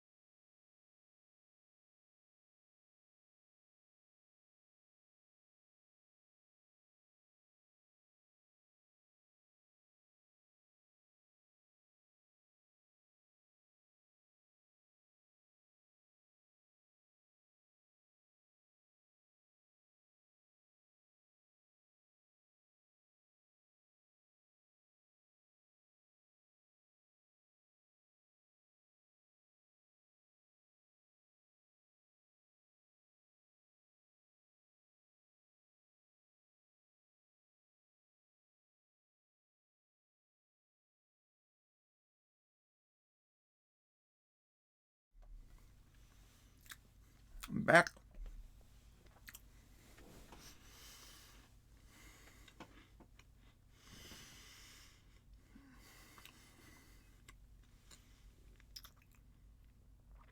Well, got 3 actions.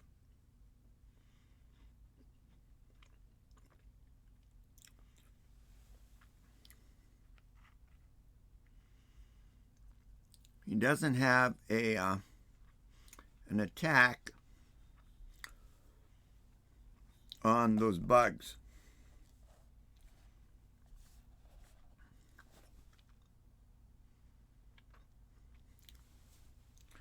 But they would end up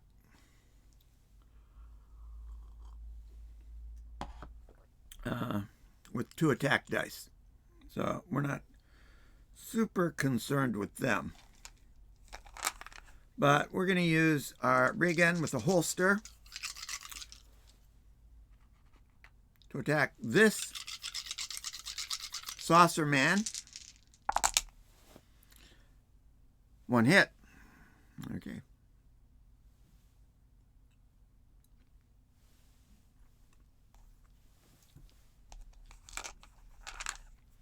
One action.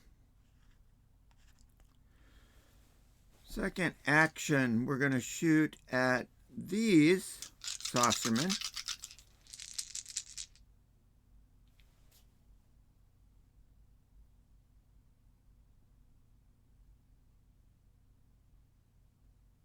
Yeah, I'm going to shoot at these saucermen.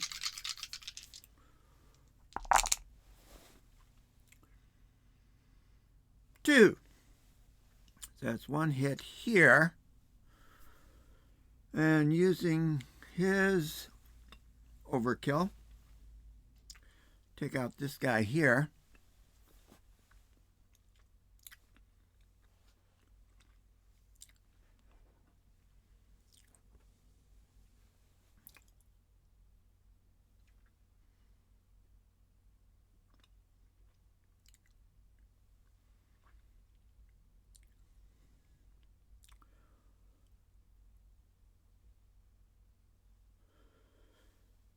Okay.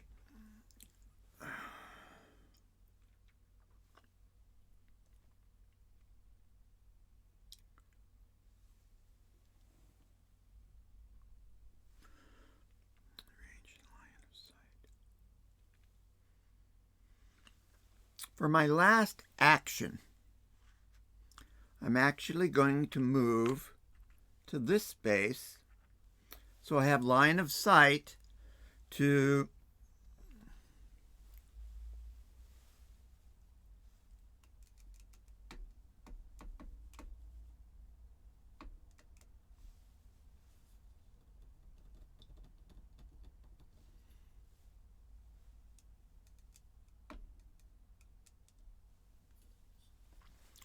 so moving here, I have line of sight to here, to there, and to here.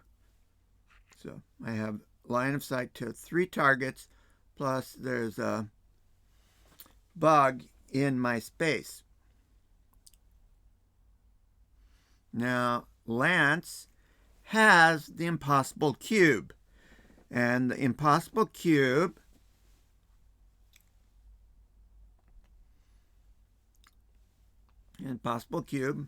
right here behind my head. I'm going to use a charge. The charge allows me to roll 5 dice, and any successes may be spent on the Rocketeer's personal overkill option. And that is 1 free hit on any target in range of line of sight. Okay, now I'm not attacking. If I was attacking, it would have to be adjacent to a specific target, right? But we're not using that. We're using the first part of that. His function is 2 parts. It's written just for this kind of situation. Okay, so any successes I can use to take out 1 per anywhere within line of sight. 1. So I'm going to take out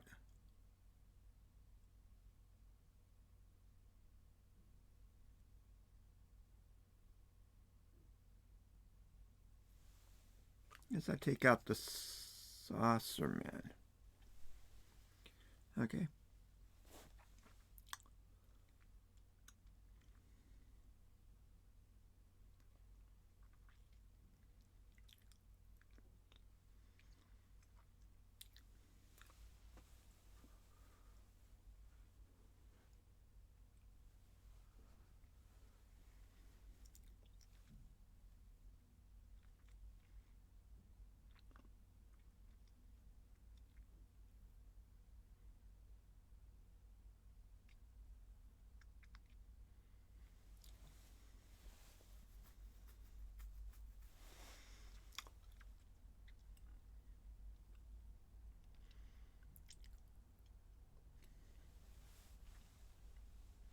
Okay, I'm not going to use it again. I was thinking about using it again.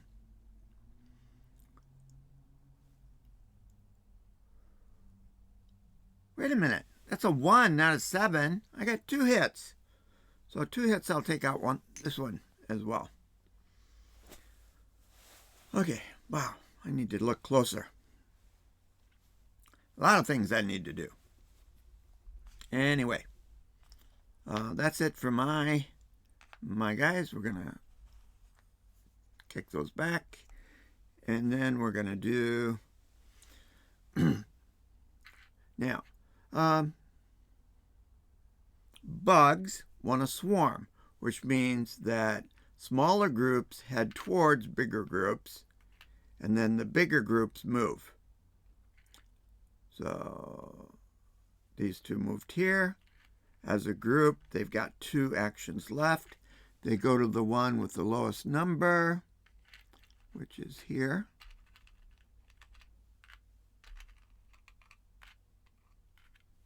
And then they roll 1. Got 1 left over. And they got a hit on the captain. This guy.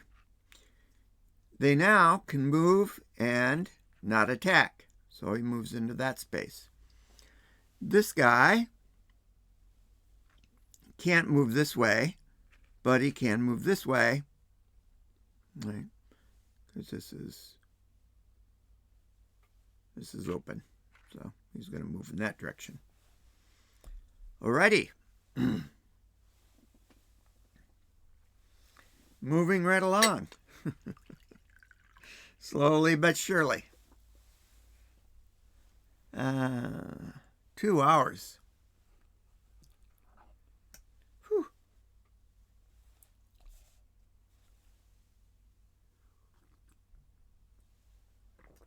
At least someone I know stopped by earlier. He used to live in Hiroshima. He was my #1 board gaming partner for, I don't know, a couple of years. Hated to see him go. That was a sad day.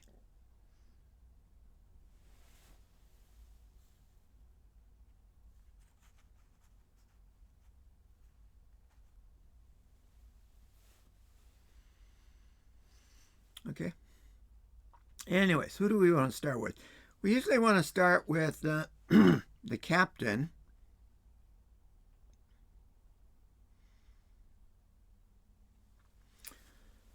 These 2 people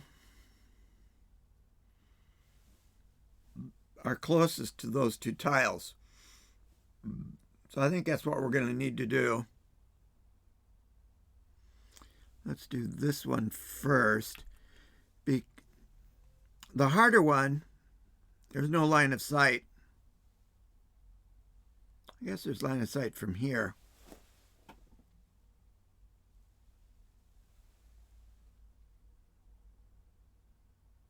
Or is that a no?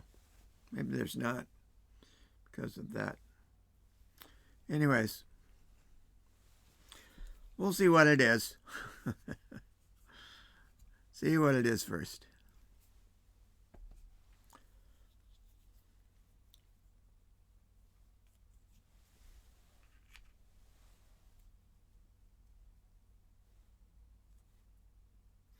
Force field belt. Another force field belt. And of course we get a bug closest to him. And the lowest number is going to be a 1 over there. And we get another bug from the... And then we get 2 saucermen. Okay, that's kind of dangerous.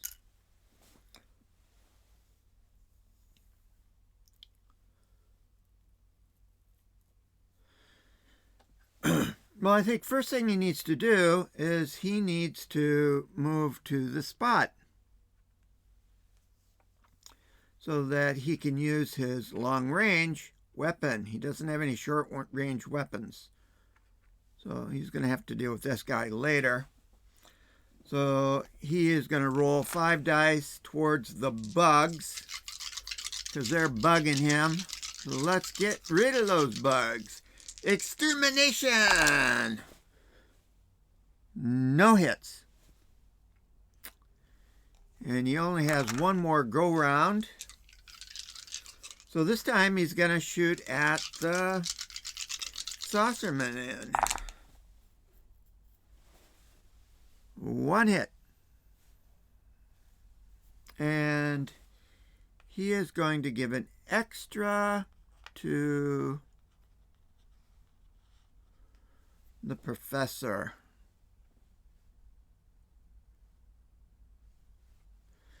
Oh well, them's are the apples.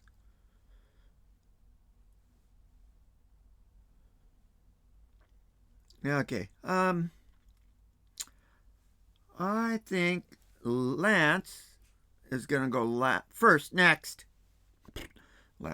He's going to go next this time.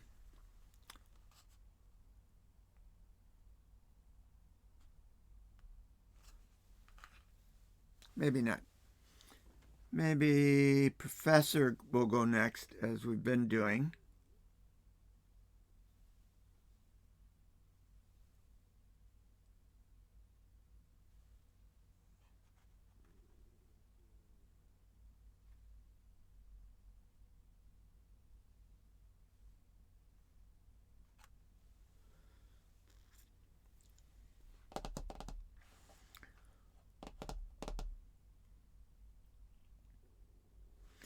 Yeah, I guess the Professor's going to have to do this one.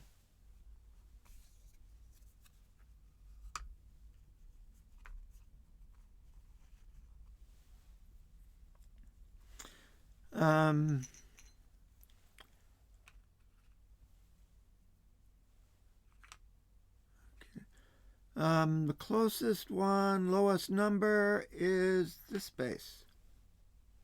Right? Yeah. And then, let's see, that goes there. Mysterium. Don't really like Mysterium. And on this one, we have a brain. Okay. And 2 saucermen. All right. Oh.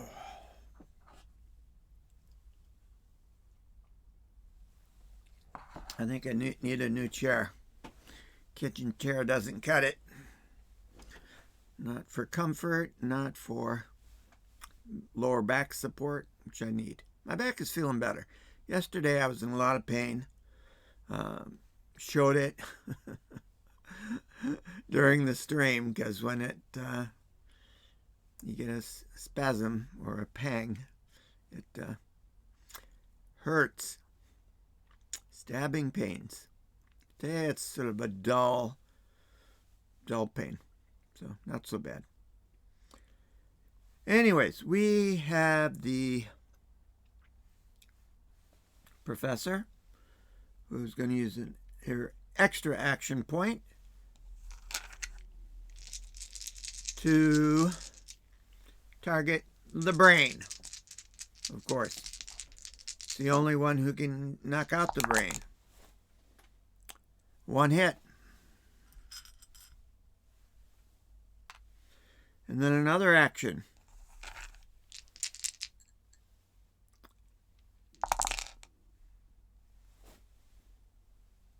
Another hit. Takes out the brain.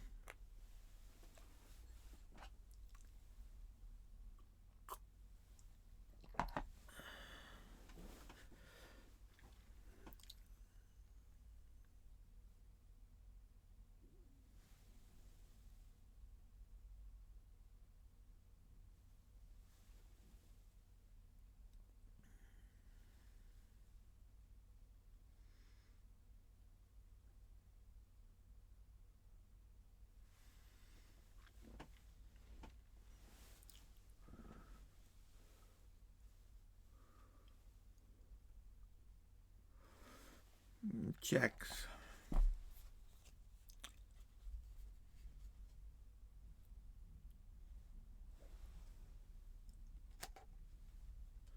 do that.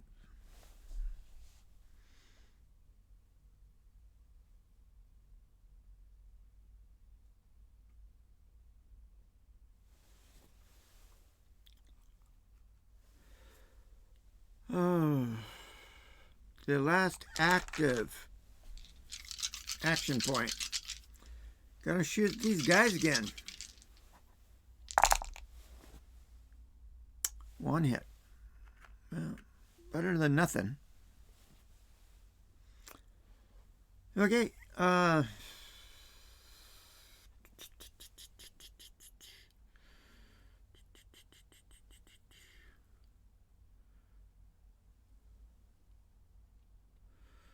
Well, both of these guys can attack when he's there, so might as well move up there. Right? Why not? Why not? Let's just move. Okay, Lance is coming up. Lance only got 3 actions this time.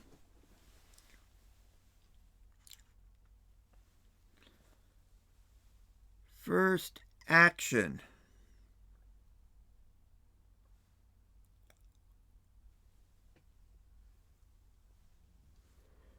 Is going to be ray gun.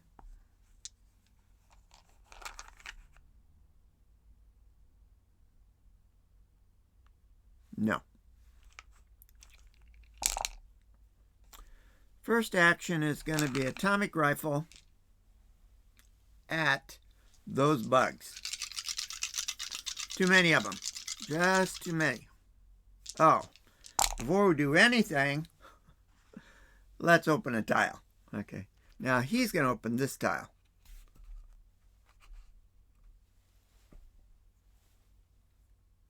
Time warp. I don't know what time warp is.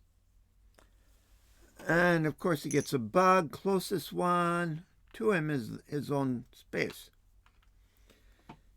And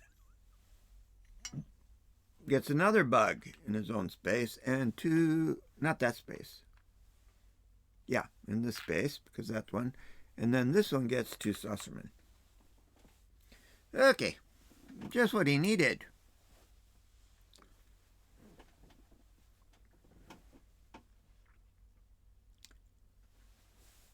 Let me just check.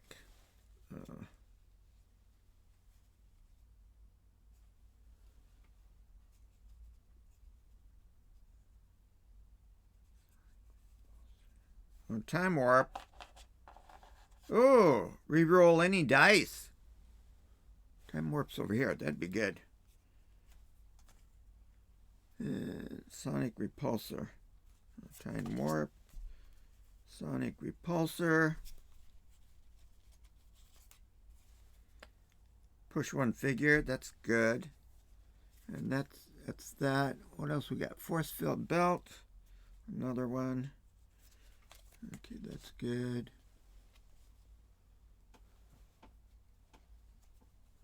What does that say?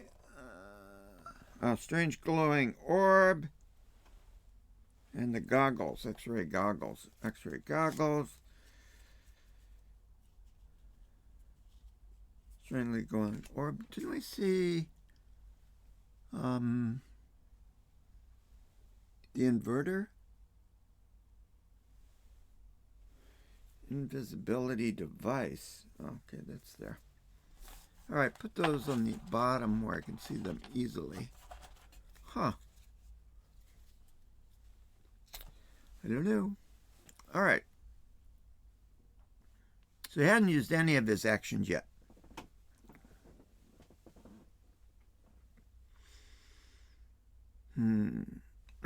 But he's going to have to shoot at these guys first. That's a given. With his rifle.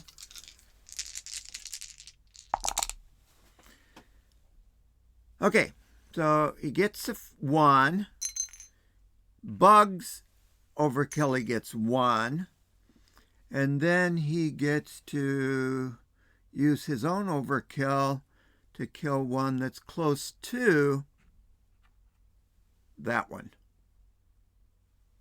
Okay, so he'll take it out of his own space. So that's 3. It's one action. And then on the next action, he's going to use his ray gun,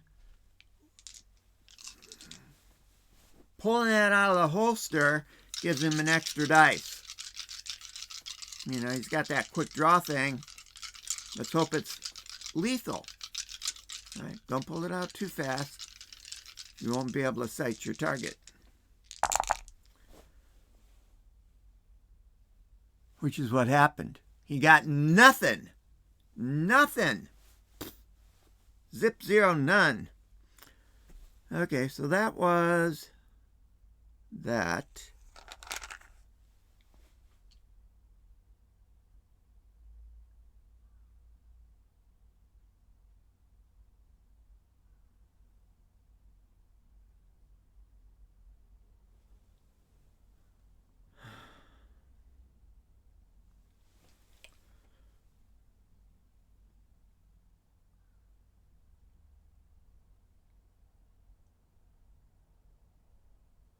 Three dice. Okay, he's going to have to shoot at these guys. 5 dice. Atomic.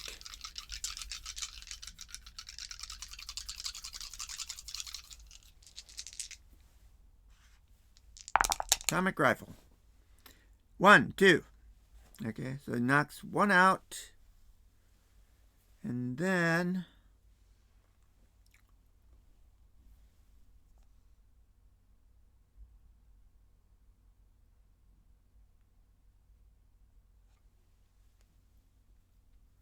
okay, to another strafed tile.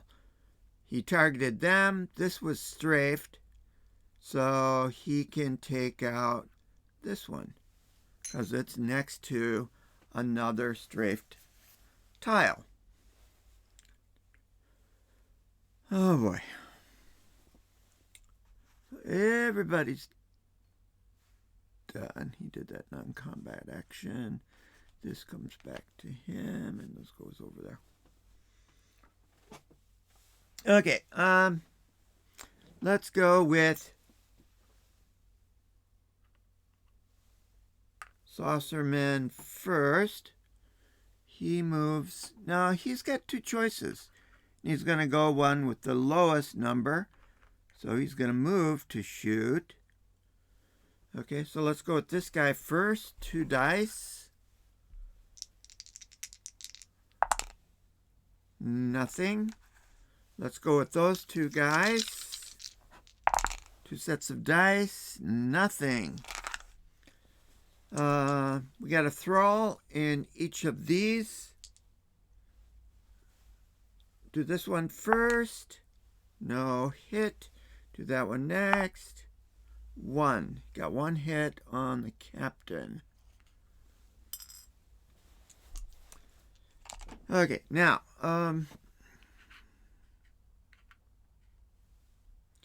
these are in.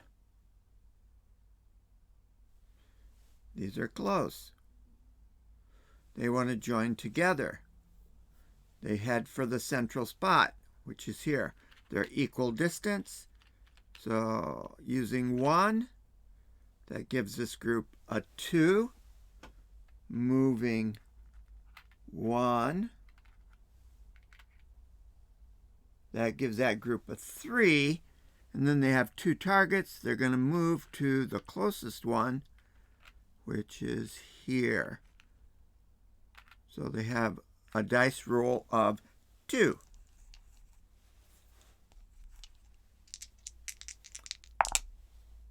Boom. 1 hit on Lance. He's going to need to do some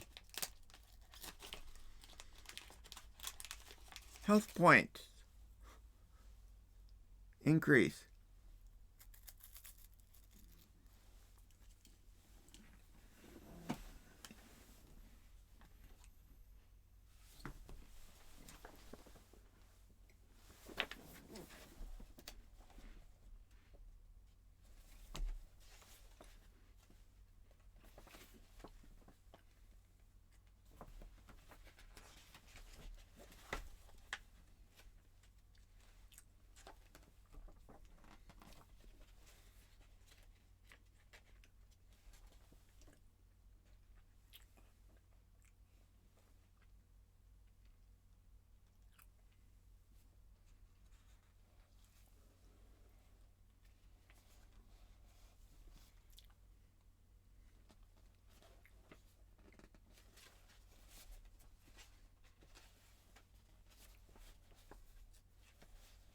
Just a moment, sorry.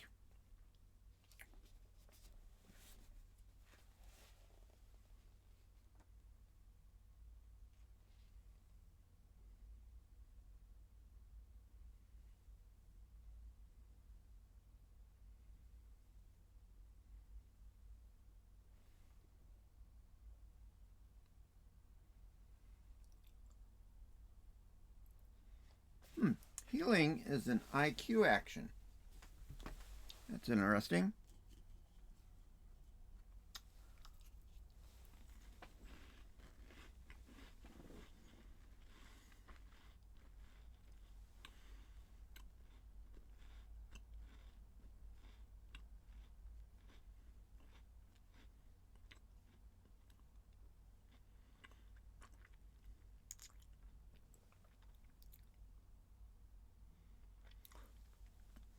Okay. We're going to start with the captain again.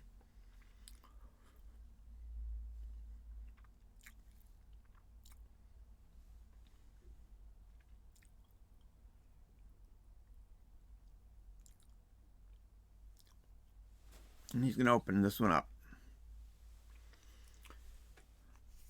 Yeah, the Hive Queen.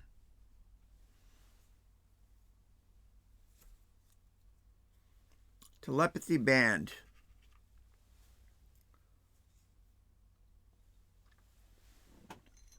Of course, we get a bug. The bug spawns there.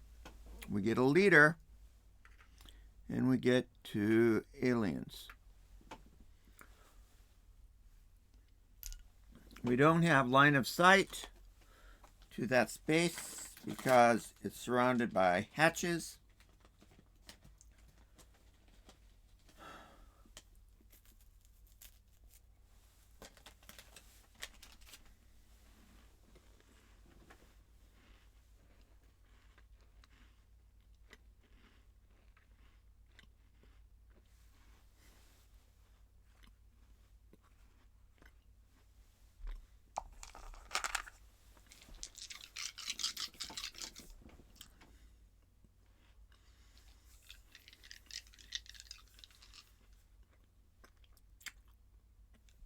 First action.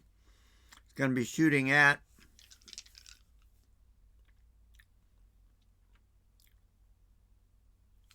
these bugs. The bugs have been bugging Lance here. 2. One is going to hit, and the other one is going to give, the overkill is going to give the doctor 1 extra action.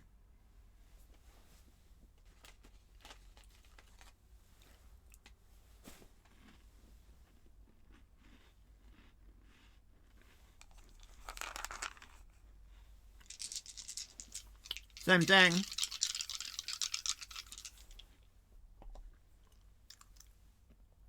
Shooting at these bugs.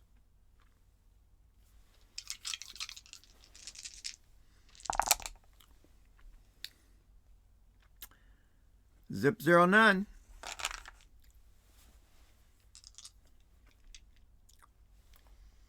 Last.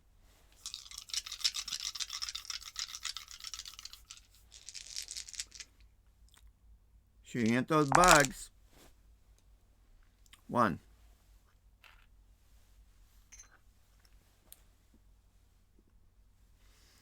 Okay, he's going to use an oxygen for an extra action and shoot at those bugs. 2. Okay, got 1. And for the other one, he's going to give an action point to Lance.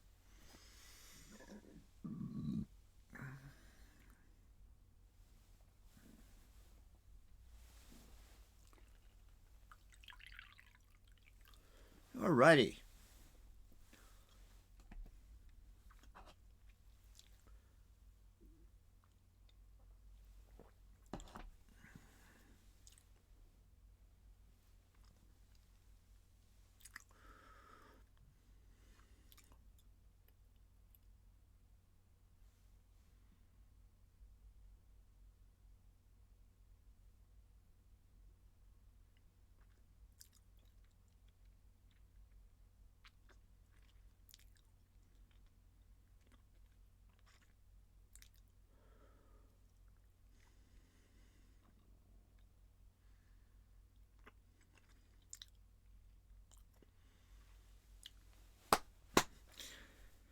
Well, I think we're going to go with Lance next. Okay, so using his combat AP, he is going to whip that. First, he's going to open this one up because hopefully that will give him line of sight to whatever's here. And Mysterium, we're not interested in Mysterium. But of course, opening up, we get a bug on his space. There's a leech, which is actually a bug on his space. There's a saucerman and a thrall. It's not too bad.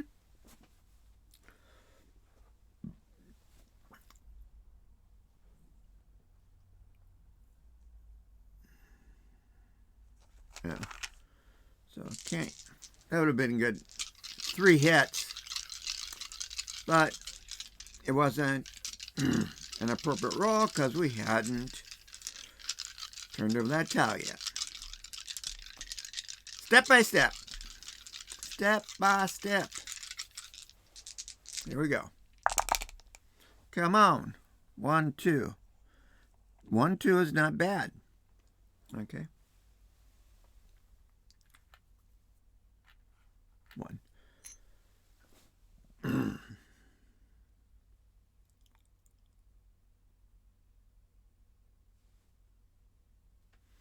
Then, using the captain's action, he's going to roll 5 dice at the saucerman.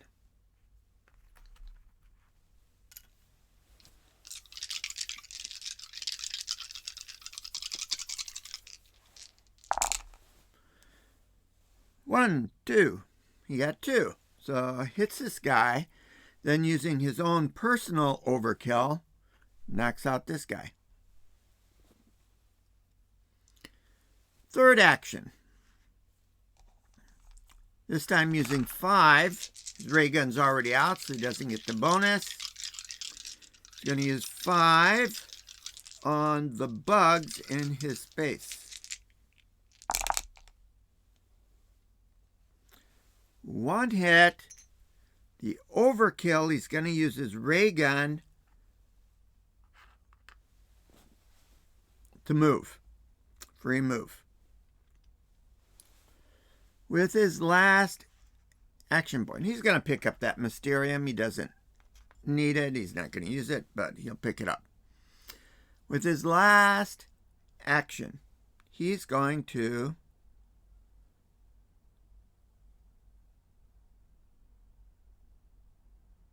use his atomic rifle to shoot at those bugs. Looking for at least 2 successes. 3 would be better. Nothing. Nothing. So he's going to use an oxygen for an extra action, using his pistol on that saucerman. 2. So it takes out him, allows him to move into this space, and this is a tank of oxygen, which gives him 3 oxygen. So, what is the time warp?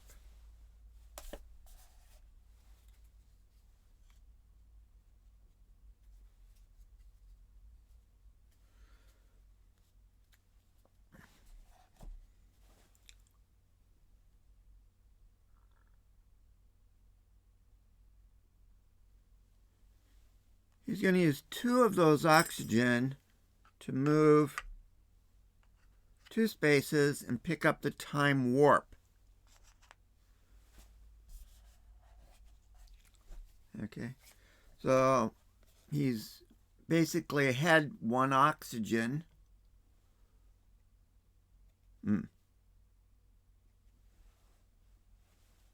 Okay. And force field is his. Impossible cube is his. Oh, okay. Cancel one hit. I'm going to have to remember that next time he gets attacked.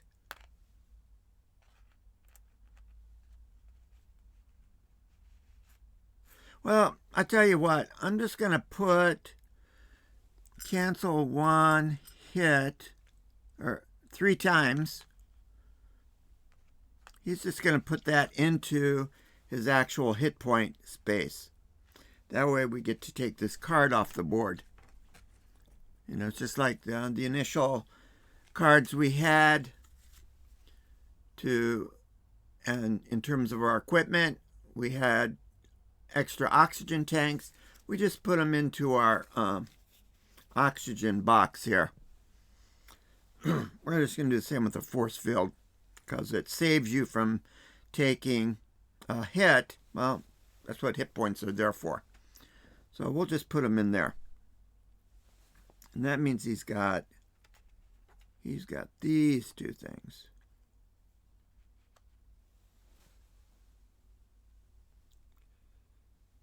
Okay.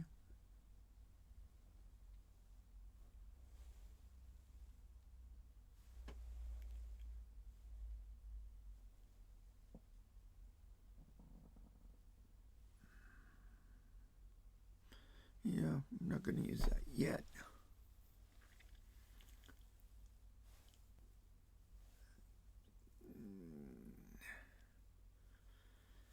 Oh, no.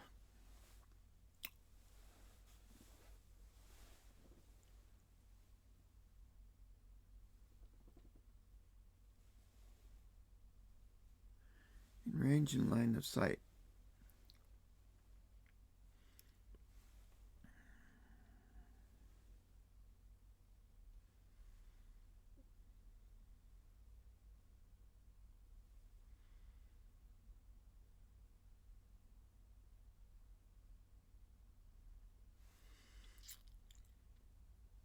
Oh, the professor still has to move.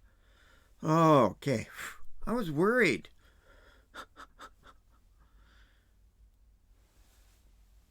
Dang, I was worried. Okay.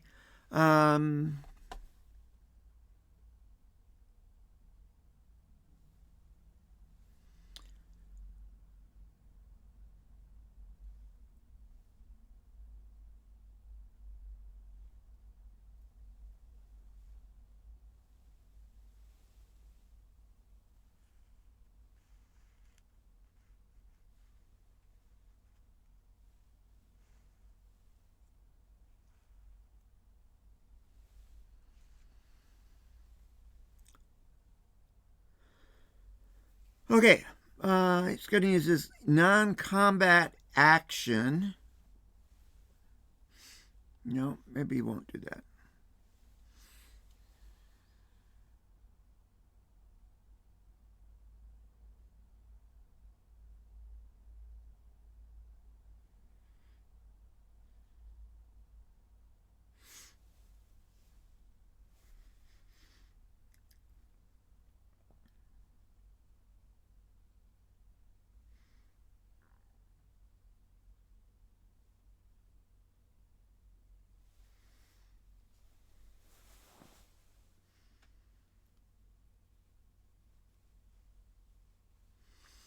I guess it doesn't matter which way I do it. If I move and do long range, or if I shoot and then my overkill takes me.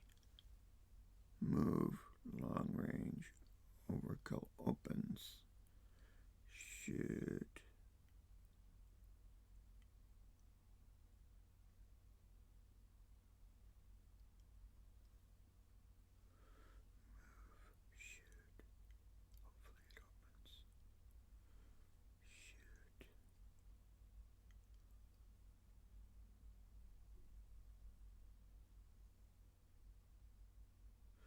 Yeah, I guess I'll do it that way. So I'll move.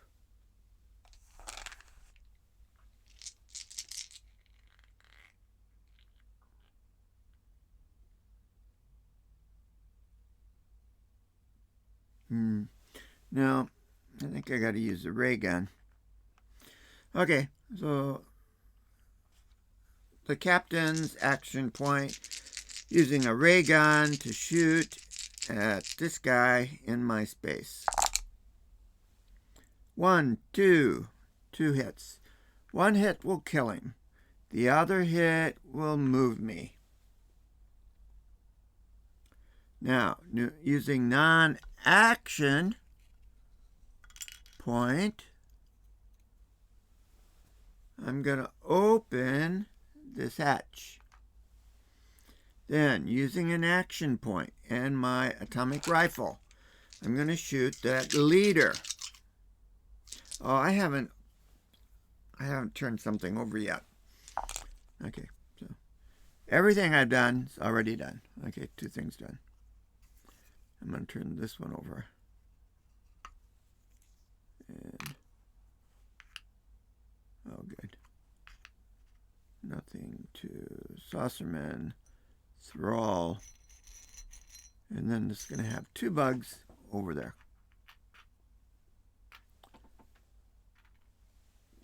Okay, then he did that thing, then he did this thing.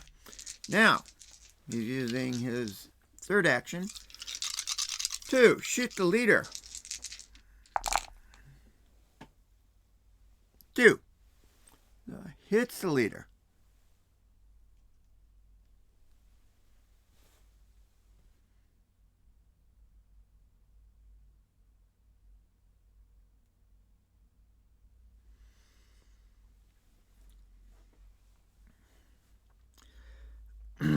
Now, using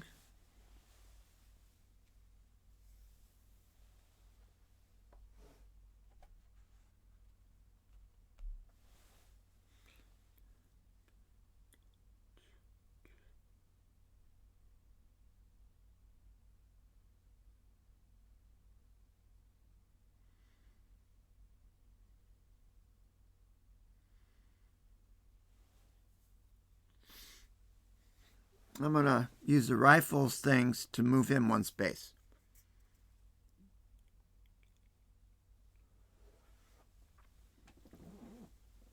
Then, with his last action point, oh,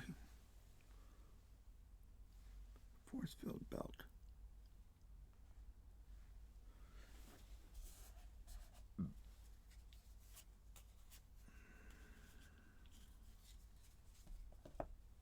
Oh, he's going to pick up the force field belt.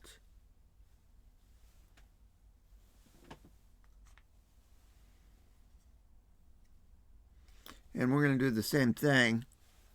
He gets to cancel 3 times. So we're just going to put those into his box here. Okay, and the last one, we are going to shoot at the Saucerman. 1 hit. Okay.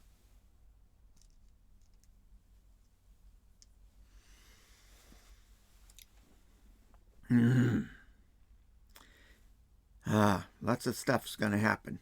Okay.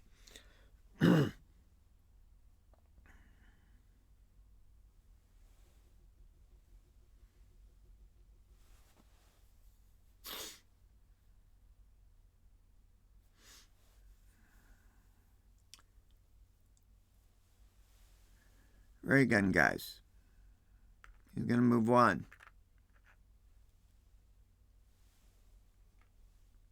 He's going to move 1. And they each get 2 dice. He can do from a distance of 1, so it doesn't have to be in the space. 1 hit. Okay. You'll take that. And then the thralls move in this direction, move in that direction. He's gonna 1, 2, 1, 2. I think he moves in that direction because it's a 14. Now, but this guy gets one die to attack the captain, and it's a miss. Now for the bugs. Smaller want to move to bigger, and then everyone wants to move towards each other. So this is the smallest. 1, he's going to move towards 2 because it's the closest. And that makes this group have 2 movements. They're going to move in this direction. Okay, but they're a group of 3. This is a group of 2, so they're going to move in that direction.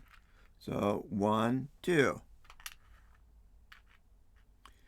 This is a group of 3 that has 2 actions. They're going to move to form a swarm. So that's 1 movement. So they have 1 dice. And he missed. Oh boy. I wish this had a lean back function. I messed up. It's a kitchen chair, wooden kitchen chair. Messed up and pulled the support dowels out in like 2 different directions playing video games. I think it was Ghost of Tsushima, maybe. Yeah. Before that, I used a different chair. Anyways, being online for school and doing a lot of production here in the studio, I need to have a better chair. But know my ends. It's a little expensive. For the one I want, it's really nice. But the question is, would it actually help my back? I think so. I get a lot of stress in my back, and lower back is really painful. Slip disc from time to time. Okay, now we only have 2 more tiles to uncover. And then we start with the red alert phase. And in that phase, we open the red alert or turn over the red alert that's closest to us. And the spawns, in most, or some at least, scenarios, when you turn it over, I don't know what they call it, the recruitment place is the airlock that you came out at originally.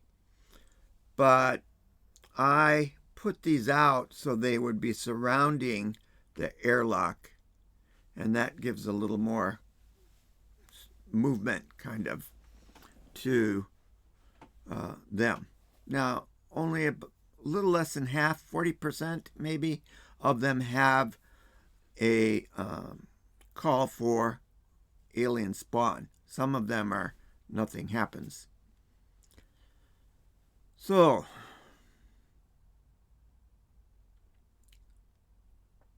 this is it. And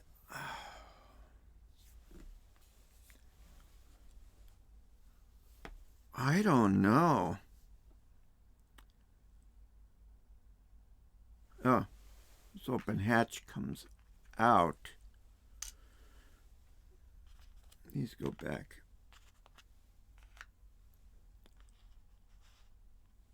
I don't know that it would be good to start with the captain this time. Why, you say? And I would say because he doesn't have any open hatches to get to anybody.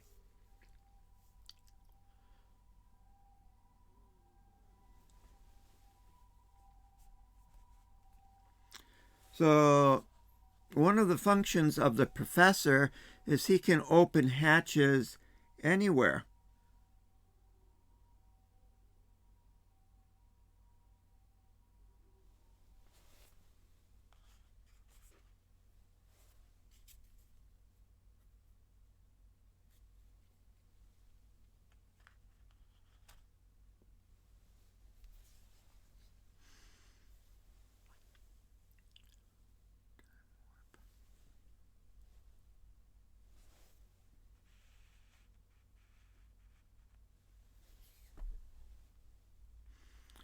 So I think we want to start with the professor so we can get some doors open. The first thing we want to do is get in and destroy the hive queen, and we need 4 hit points for that. Now, the professor only has 2 attack actions.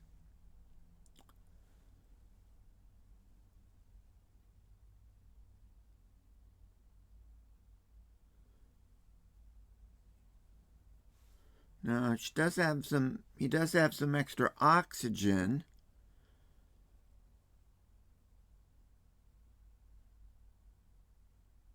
He only has 3 targets.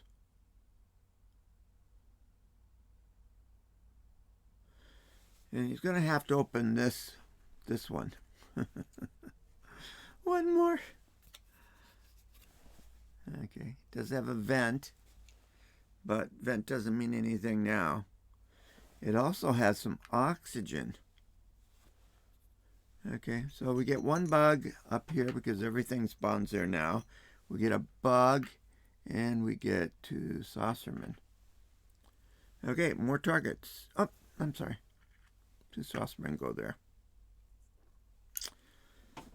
Oh boy, what are we gonna do? I don't know if we can reposition the close-up camera.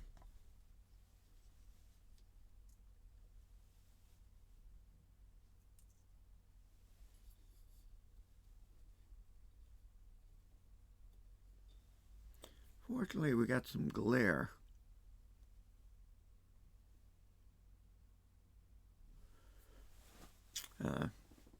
About half of my webcams are,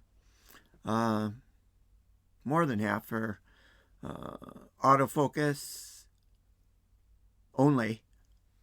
And I have 2 that are manual focus. One is this one. And I changed it to autofocus because of the nature of what it's attached to, I think. And then the other one's on my arm over here. I can move around. Anyways, I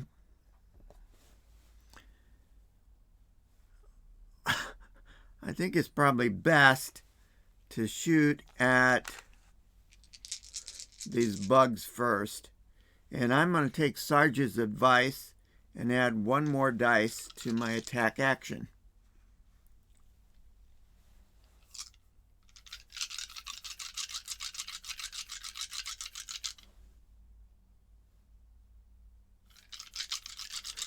And I'm hoping for 4 successes.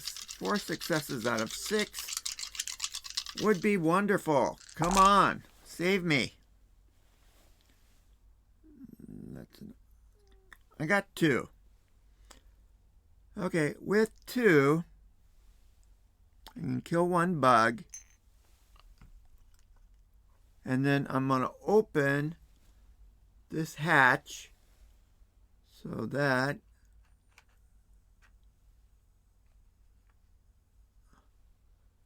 Captain can help out. Okay, that's 1 action. Then Another action.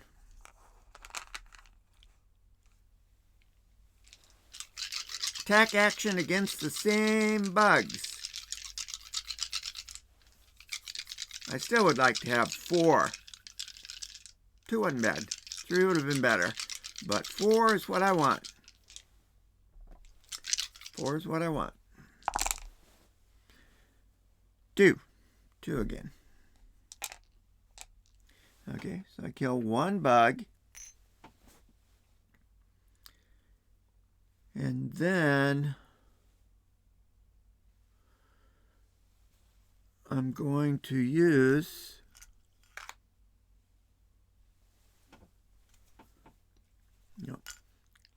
I'm going to use the bugs overkill. Now, my non-action action is I'm going to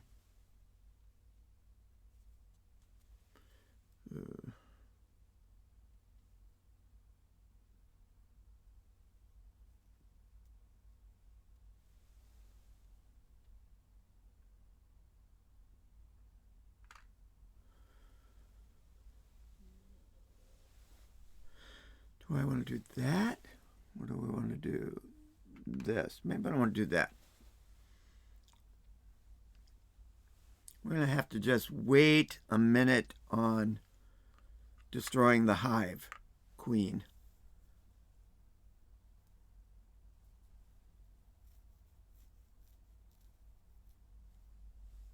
Okay?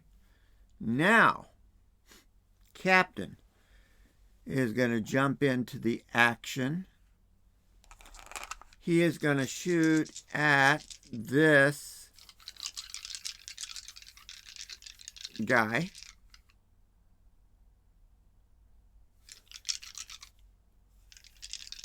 He's going to shoot at that guy with his atomic rifle.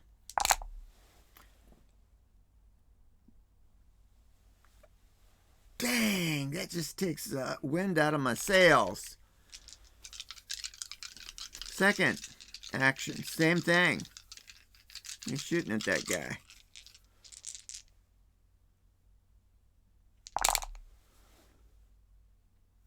One.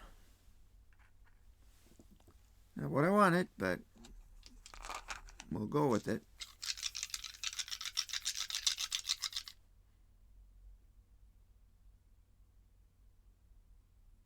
Did he not spawn stuff? Dang. Okay, so he's still got one more thing to do. So whatever happens, that goes there. Yeah. I'm so forgetful. Spawns this one. Oh, mentality helmet. Oh, we get 1 bug. What's the closest hatch? It's this one. And 2 saucermen.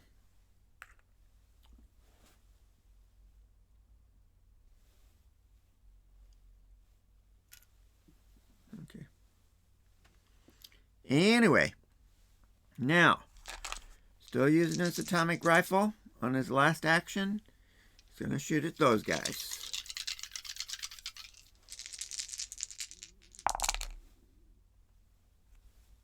One hit.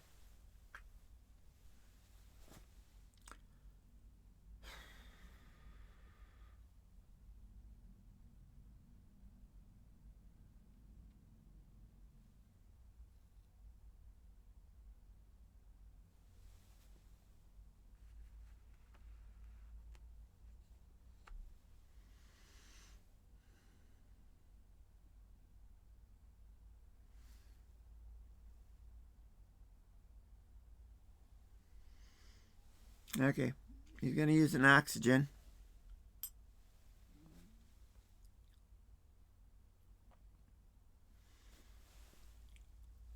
Going to shoot at that guy. Same thing.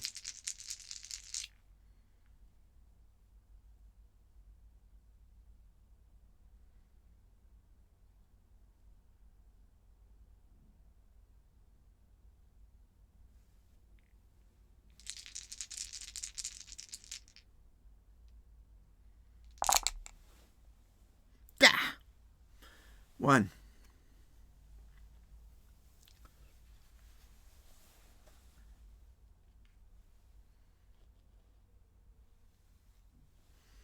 Going to use another oxygen. Shoot at the bugs.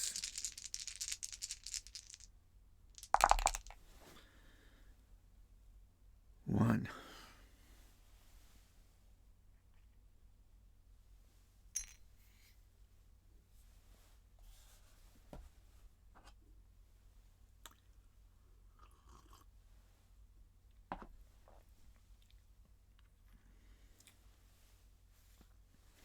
And he's going to use an...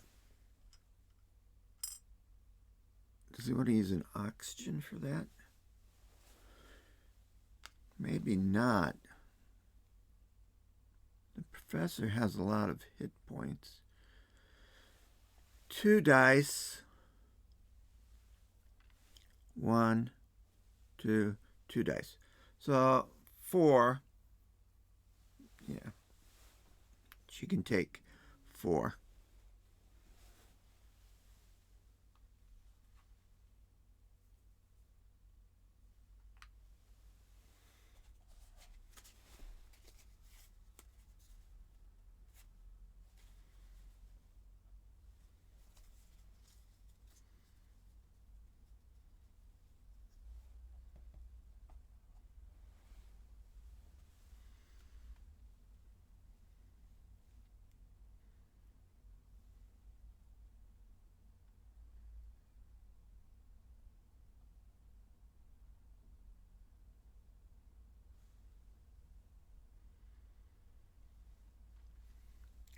Okay.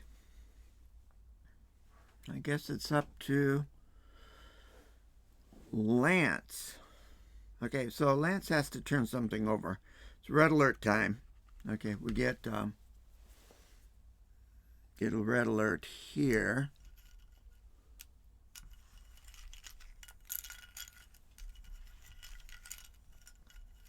We need to pull out something. Oh no. Not a brain. And 2 saucermen. Well, he's got range at least. And line of sight.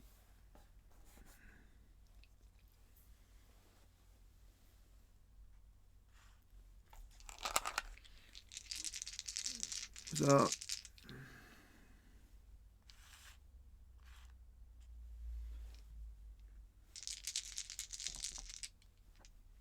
brain. Man, oh man. Nothing. 3. Okay, so 1 hit on the brain because you'll only get 1 hit at a time. And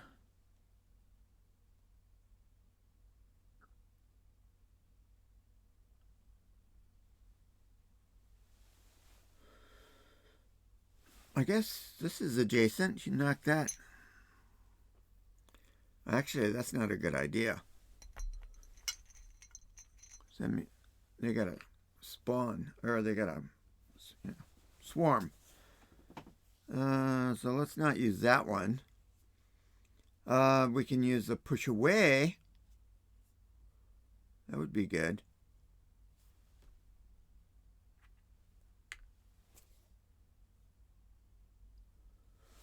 Okay, so another action. Let's not push him away. Let's push him away.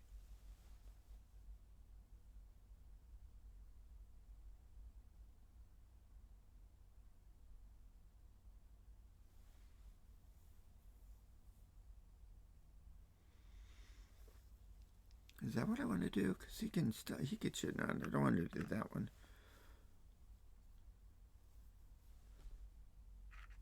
Yeah, push him away.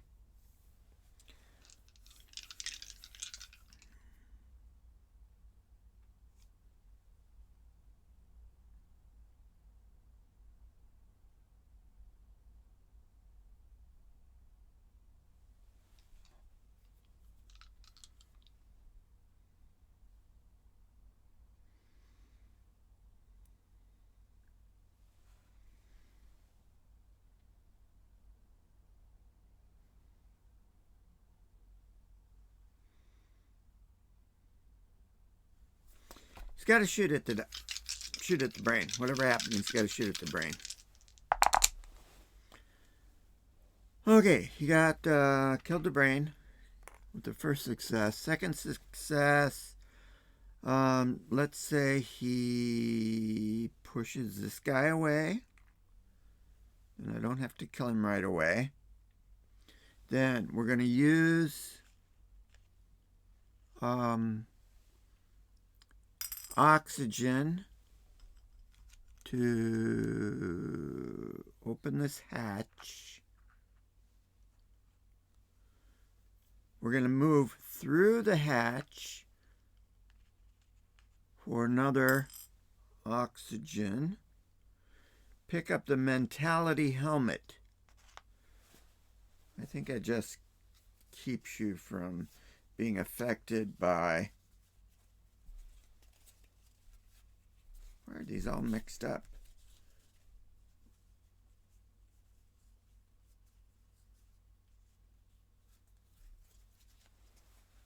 Yeah, ignore panic or mind control. I guess it's a little bit good.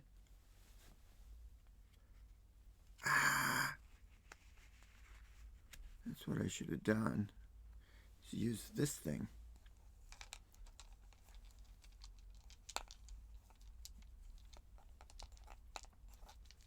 Okay, I'm going to use the impossible cube to roll 5 dice, and successes are used on my overkill, which is kill one person anywhere within line of sight. Give me some successes. 1. So take out this guy.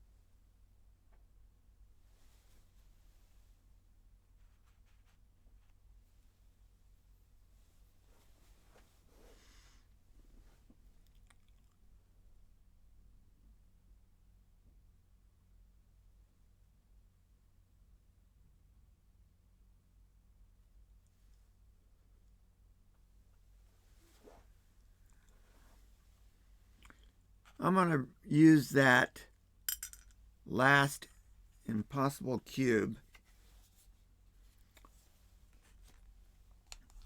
to roll dice. 1, 2, 3. There we go. So that's 1, line of sight. 2, line of sight.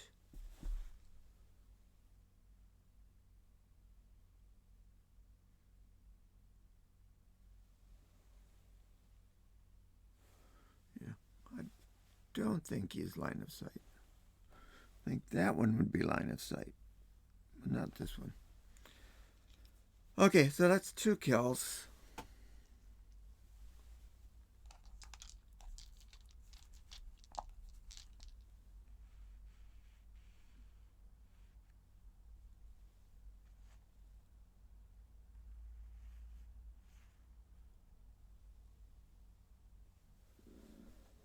Okay.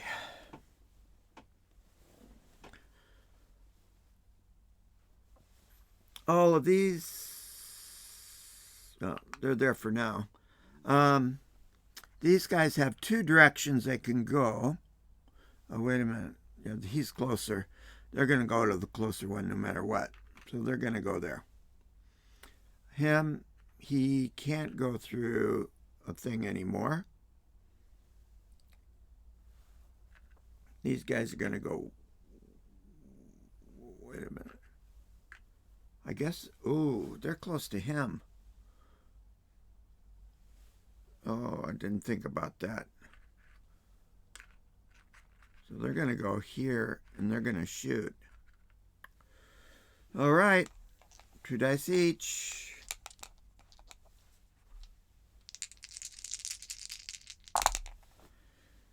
Hit and hit.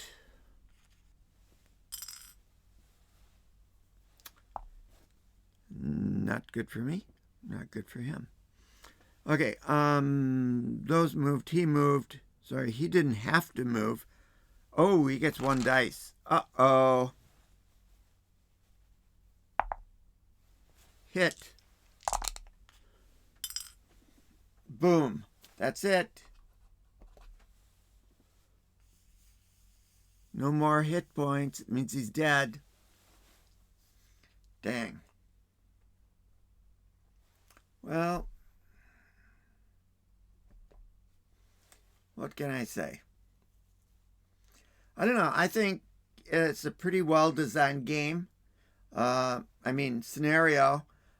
This is bigger than usual.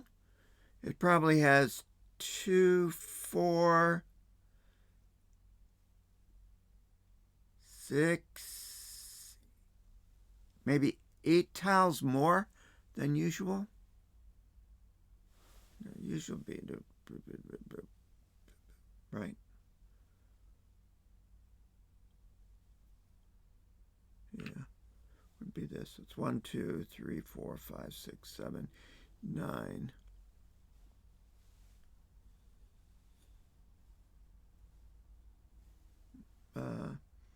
8 active tiles plus 2 more.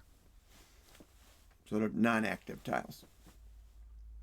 Decorative tiles. So I think the things we're trying to do, pretty good.